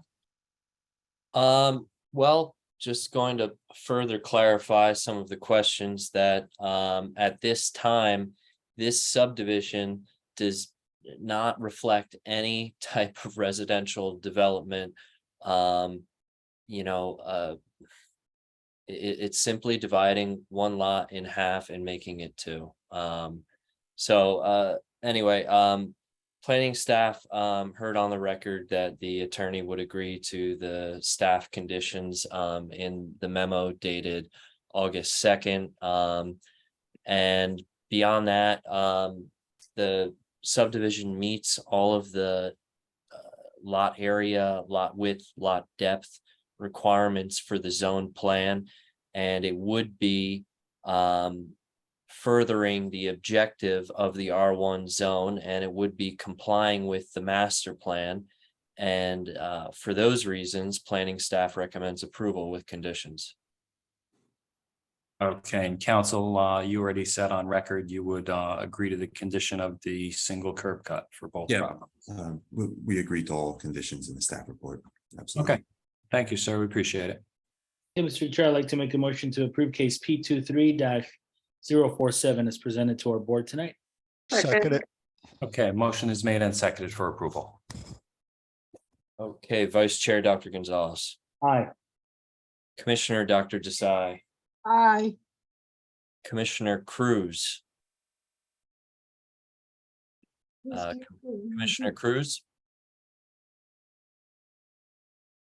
He's muted. David, you're muted there. Yes. Hello? Commissioner Cruz. Aye. Okay. That's an aye. Okay. Commissioner Stamato, Aye. Commissioner Gangadin, I just want to thank the community for coming out and voicing their concerns on this subject matter. The subdivision meets the objectives of the master plan, and so my vote is aye. Commissioner Torres, I want to thank the community for coming out and speaking their concerns. Hopefully, if whatever be developed there, they are homeowners at that time. They are people that are buying houses. I looked at the map and the print, that print that was sent to us on the portal, and I see that most of the block is 20 subdivided homes. Largest lot on the block. Everything else is basically the same as what they're being proposed today. So with that, I'm going to vote aye. and Chairman Langston. Yeah, I agree with Commissioner Torres, Commissioner Gangadin. Believe me, the community's concerns are heard and, understood. This is a conforming subdivision. It's exactly what the zone plan calls for. It is 100% legal. And with that, I appreciate that they'll share a curb cut. If there is a curb cut in any future development, and I'm going to vote aye. Motion carries, all in favor with conditions. All right, thanks, Kim. So let's move on to item 17. It's case P23-047. Is a minor subdivision for 31 Woodlawn Ave. Okay, good afternoon, good evening, everyone. It's me again, 31 Woodlawn Avenue. Michael Higgins of Castano Quigley and Trami on behalf of 27-31 Woodlawn LLC. I'd like to confirm that the board's received our affidavit of proof of service. Council, we are in receipt of the affidavit of publication proof of mailing with respect to the property at 31 Woodlawn. All does appear to be in order. We're going to mark it as A1 for the record. Okay, great. So this is another subdivision, minor subdivision without any variances. This one is a 5,556.84 square foot lot.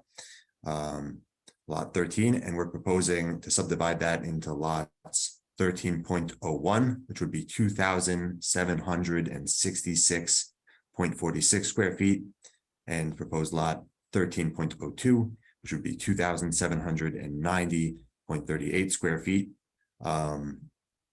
Once again, that really is the entire application. There's no building as a part of this. We'll agree to the staff conditions included in the report, including that there be a single shared curb cut.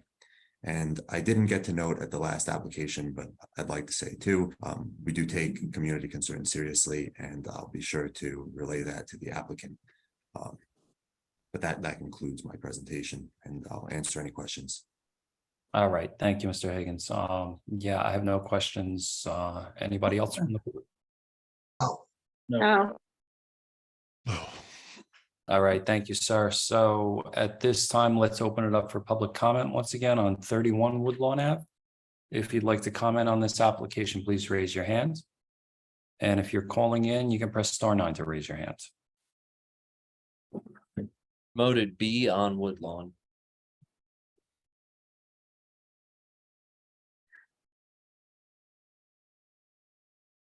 Hello again, Beatrice. I would just ask you to confirm that you remain under oath from 10 minutes ago. Yes, I do. Thank you. Thank you. Thank you. I actually just wanted to. I'm sorry, Mr. go ahead. I was just going to start your timer. You have 3 minutes. Yes, I won't need that much. I just want to go on record, since these properties are side by side with my previous note of these two subdivisions happening. And I wondered if I'm able to ask questions. Great. Absolutely, absolutely, you can. Thank you. My first question is regarding the demolition of the house that currently exists on this property. Is there a timeline or an active plan on demolishing the structure that's currently there, since you're proceeding with the application to do this subdivision? And my second question, which might be for you, Mr. Higgins, or it might be for someone else, is what is the legal, what is the law regarding the structure that you can put there? Initially, with me and my neighbors, the concern that we have is that by dividing these two sublots into 4, it effectively can quadruple the occupancy there, because it goes from 2 single-family homes, and we've known the families that were there prior, to, if there are 2 family units built on those spaces, taking it to 4, from 2 families to 8 families or possibly more. So I wondered if you could speak to those 2 questions for us. Sure. Yeah, I can speak to those. So regarding the demolition, I believe it's already begun, and we have a determination from historic that it's not a historic building and that it can be demolished. And I'm sorry, can you the second question was regarding the density? Yes, the second question is how many units are legally allowed to be permitted there? And I can vouch for the fact that demolition hasn't been done to these properties at all. There's been a little bit of kind of gutting for it, but no demolition has started. Yeah. Well, you would know better than me, honestly. You're in that neighborhood, but with regards to the density, I could say it's R1 zoning, so I think you may have would be I believe for Mr. this lot Higgins, only. you broke up. Can everyone hear me okay now? Yeah. We can, yeah, you froze up there. We didn't hear the answer. Yeah, so it's currently a 2-family zone, so that would be permitted as long as it conforms with setbacks and bulk standards for the building, etc. Yeah, that's what we. So, Mr. Higgins, let me help you out, because I think maybe the public just simply doesn't know, so that's why the question is asked. Ma'am, this is the R1 zone, which does allow 1 and 2 families. per lot, so your math is correct. The total could be up to 8 units. There are other requirements that are permitted, such as side yard setbacks, rear yard, front yard setbacks, how big the building is allowed to be, the height of the building. So it is in the R1 zone, which only permits certain size buildings. So 2 families are permitted in the zone on a 25 by 100 lot, and there are certain criteria as to how big they can be. If they comply with those criteria, they can get building permits and start building and go through the building process. If they need any relief from those things, let's say they don't meet the criteria and they want what you sometimes hear to as variances, they would have to apply and seek a variance to do anything that is not what we commonly refer to as an as of right. Great, thank you. And in the instance where a 2-family is built, but more than 2 families move into that structure, which we've seen in our neighborhood, what is the response that we can have? Like, what complaints could we give? Because we've often seen, you know, on our block as well as on other blocks, they build a 2-family, and behind scenes, you see that they actually have 3 or 4 families living there because there's one on the 2nd floor. They've converted the garage into an apartment, and then they have a side entrance for an additional space. And so with us knowing that there's 2 families permitted, is there a way that we can legally make sure that there's accountability that only 2 families exist in a structure such as this when it's been divided? So the answer is that's not what this board does. That's an enforcement issue. You do have to take that to the enforcement authorities in the city. It happens. We all know that it happens. It's illegal to, you know, subdivide within the house and make more units than you're allowed to have. Those are violations, and they have to be enforced and vigilantly, but through tips and everything else like any other illegal activity. So I am sure if you see that activity, you're going to report it, and the code enforcement will absolutely look into it, especially with respect to life safety issues. Great, thank you. And my final question is, what is a curb cut? So the curb cut is literally what it sounds like. We cut the curb to allow for the driveway apron, to allow for a driveway to go across the sidewalk, and then obviously to the structure. So what this board does and demands of subdivisions of this nature is that we only allow 1 curb cut, as opposed to each one of the lots having a curb cut and losing additional on-street parking, because we recognize the on-street parking needs of the community. So we say, okay, you get 1 curb cut for both lots, and you have to share the access to your driveways from that curb cut. That's not to say that that will happen, but it is restricted to 1. It goes right into the approval. They cannot have 2 separate curb cuts and take away 2 parking spaces from all of the residents. As everybody knows, there's only so much parking, and it has to be shared amongst all the residents. So Great, that's that's a very safe- helpful. Yes, and does that mean that this curb cut is a requirement for this application, or is it an option? So it's a restriction. They can't have more than 1. I But they don't don't have to have one. believe that it's required. Cameron, I don't know off the top of my head if in the R1 it's required that they have the parking on site or not. So they don't have to have parking. However, they could have 2 curb cuts. So that would be taking away an additional on-street parking space. from residents. So we require them to have one shared so that we optimize on-street parking for residents. But they are not required to build the parking on the lots No. under the zoning. But I believe for the most part, they do take advantage of the curb cut and have the driveways and garages, generally speaking, because obviously, it's more attractive to everybody purchasing or renting the structure to have that parking off the street. Great. Thank you so much for so patiently answering all of my questions. I appreciate the board. Thank you. Thanks Ms. for Perkins. asking. Great questions, great questions. Okay, anybody else from public, if you'd like to comment on this application, please raise your hand. And if you're calling in, you can press *9 to raise that hand. I've allowed phone number ending in 0924 to talk.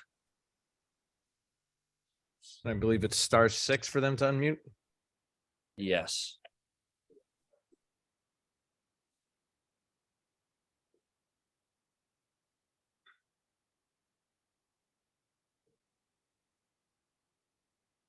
So phone number ending in 0924. If you press *6, you can unmute and we can listen to what you have to say. Hello? Hello, I hear you. I just want to swear you in before you speak. Do you swear any testimony you give tonight is going to be the truth, the whole truth, and nothing but the truth? Yes. And for the record, could you state and spell your name and give us your home address, please? My name is Mary Fuentes, Funcchess. My address is 23 Woodlawn Avenue in Jersey City, New Jersey, 07305. Thank you very much. Good evening, ma'am. We have 3 minutes for you. Yes, I just want to say that I agree with all of my neighbors that called in. I've been here 50 years and I live next door to 27. And I do not want to be overcrowded with 4 apartment buildings. Because I have problems now. I have my own driveway, but I can't hardly get out of it because everybody's always parked in it. And it's going to be a problem if we put more people here with cars. It's really not a street for a lot of cars because there's not a lot of parking space. Thank you very much. All right, thank you, ma'am. We appreciate your time.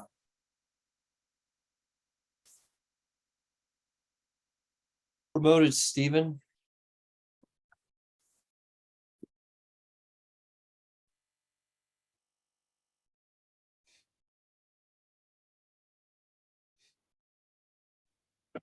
And welcome back, Mr. Shannon. If you would just confirm that you are still under oath from before. Yes, I am. Sorry, I'm walking out of my home. No Yeah, I worries. just Thank you. wanted to, I don't want to beat a dead horse. I think the residents in the area, we're okay for change and development. But, I came in at the end of the gentleman saying that the demolition has started and it hasn't. This is what I see from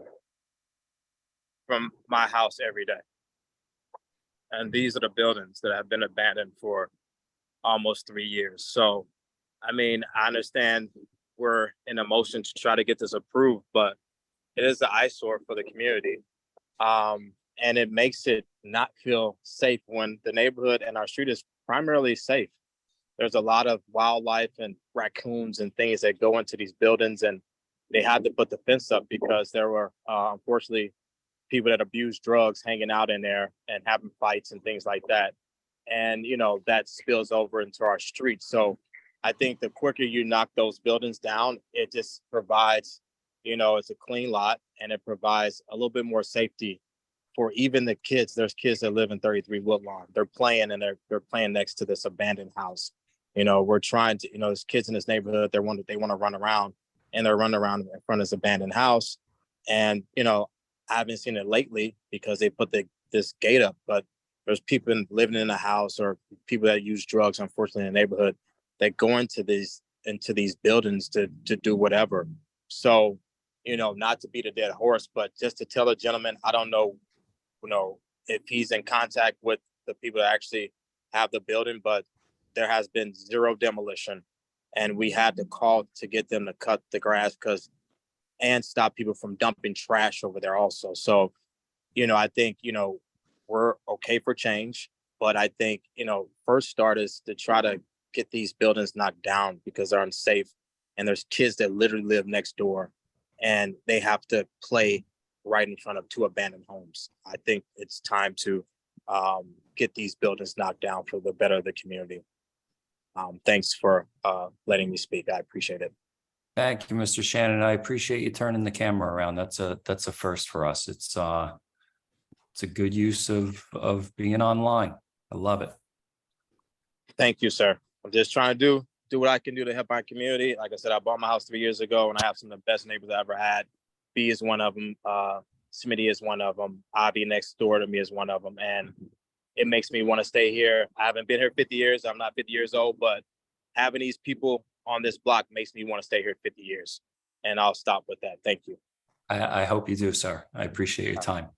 All right. So, Thanks. Mr. Higgins, was the demolition permit applied for and has it been issued by the city? Is that what you were trying to articulate earlier? Obviously, the structures are still there, but they're fenced. And has the permit itself been applied for and issued? Do you know? I may have been confused before. Yeah, I thought that the permit was issued, but maybe I was wrong. All I Well, can it's say- possible that the permit has been issued, but the demo hasn't actually started yet. And it's possible that the permit is waiting to be issued. It's a process, so the public understands that you can't just knock things down in the city. You have to go through the building department, have permits issued, and then have the work done. So with that, I think that, that's part of the process. Okay, we're still in public comment. If anybody else wants to comment on this application, please raise your hand. And if you're calling in, press *9 to raise your hand. Okay, I see no more public. I move to close. Second, Okay, motion is made and seconded. Public is closed. Cam, do you have anything you want to add? Planning staff heard on the record that the attorney has agreed for their client to the conditions in the staff memo posted on the portal and dated August 2nd of this year. Planning staff is just going to add that the subdivision conforms with the zoning, the zoned plan, the master plan. It meets the objectives and goals of the zoned plan. And planning staff recommends approval. Okay, thanks, Cam. Mr. Chair, I'd like to make a motion to approve case P23-047 as presented to our board here tonight. Second it. second, Motion made and seconded for approval. All right, Vice Chair Dr. Gonzalez, Aye. Commissioner Dr. Desai, Aye. Commissioner Cruz, Aye. Commissioner Stamato, Aye. Commissioner Gangadin. I just want to thank the neighbors for speaking out again on this subject matter. Again, the subdivision meets the objectives of the master plan. And again, my vote is aye. Commissioner Torres Aye. and Chairman Langston. Yeah, I want to echo Commissioner Gangadin's comment. Council, we have a tight-knit neighborhood over there. I really I respect everybody for coming out. Let's, reach out to the applicant. Let's let them know. Let's be good neighbors over there. Let's keep that lawn cut. Let's get that stuff demolished. And I'm gonna vote aye. Motion carries all in favor with conditions. All right, thanks, Cam. Mike, do you want to take 5? We should take 5. Sure. Yeah, that's fine. Up to you. All right, it's 9:14. We'll be back at 9:19, everybody.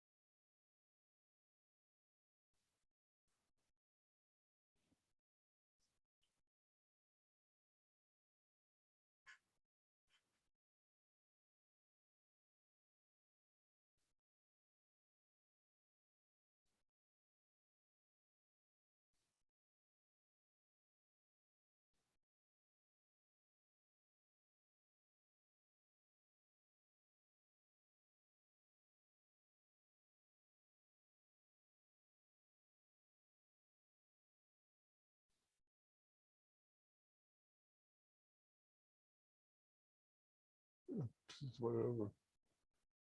So.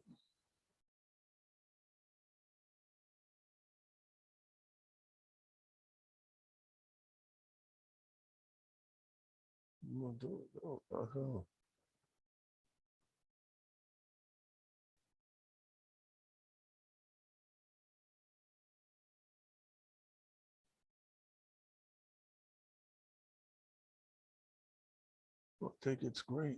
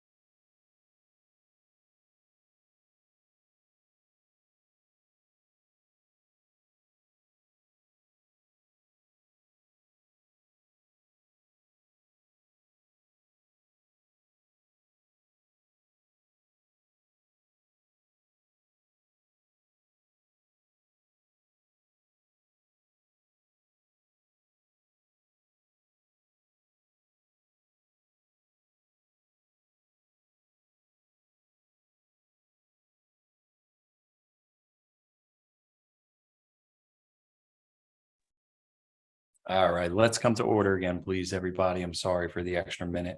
Maybe you guys a minute. Let's call item 19 is case P23-017 is a minor subdivision with C variances for 115 Wayne Street.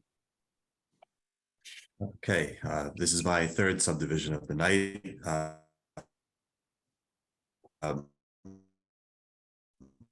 Michael Higgins of Castano Quigley. This is I do have one witness tonight. It's our surveyor, Joe Caulfield. I don't know if he's in the audience, if we could promote him. I don't see him, Mike. What's his name again? Joseph Caulfield. No, I don't see him. Nobody. Okay.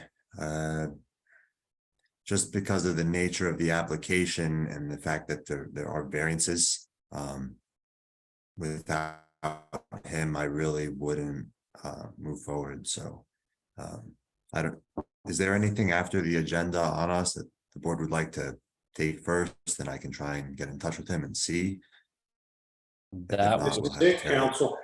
This is our last one, council. We could memorialize the rezos while we wait. Can we do that and open up applications again, Santa? Guess I can do whatever I want, right? You are the chairman. All right, council, let's Don't let him believe that. That's a lie. Open up a Could make pot him of take a trouble here. run, Commissioner. The answer should have been no, I guess, Santa. All right, council, let's move on to resolutions and we'll come right back to you. So Wow, what a courtesy. let's call memorialization of resolutions, please. Hey, Mr. Chair, I'd like to make a motion to memorialize the following resolutions, and I do believe I have 13. Yes. Okay.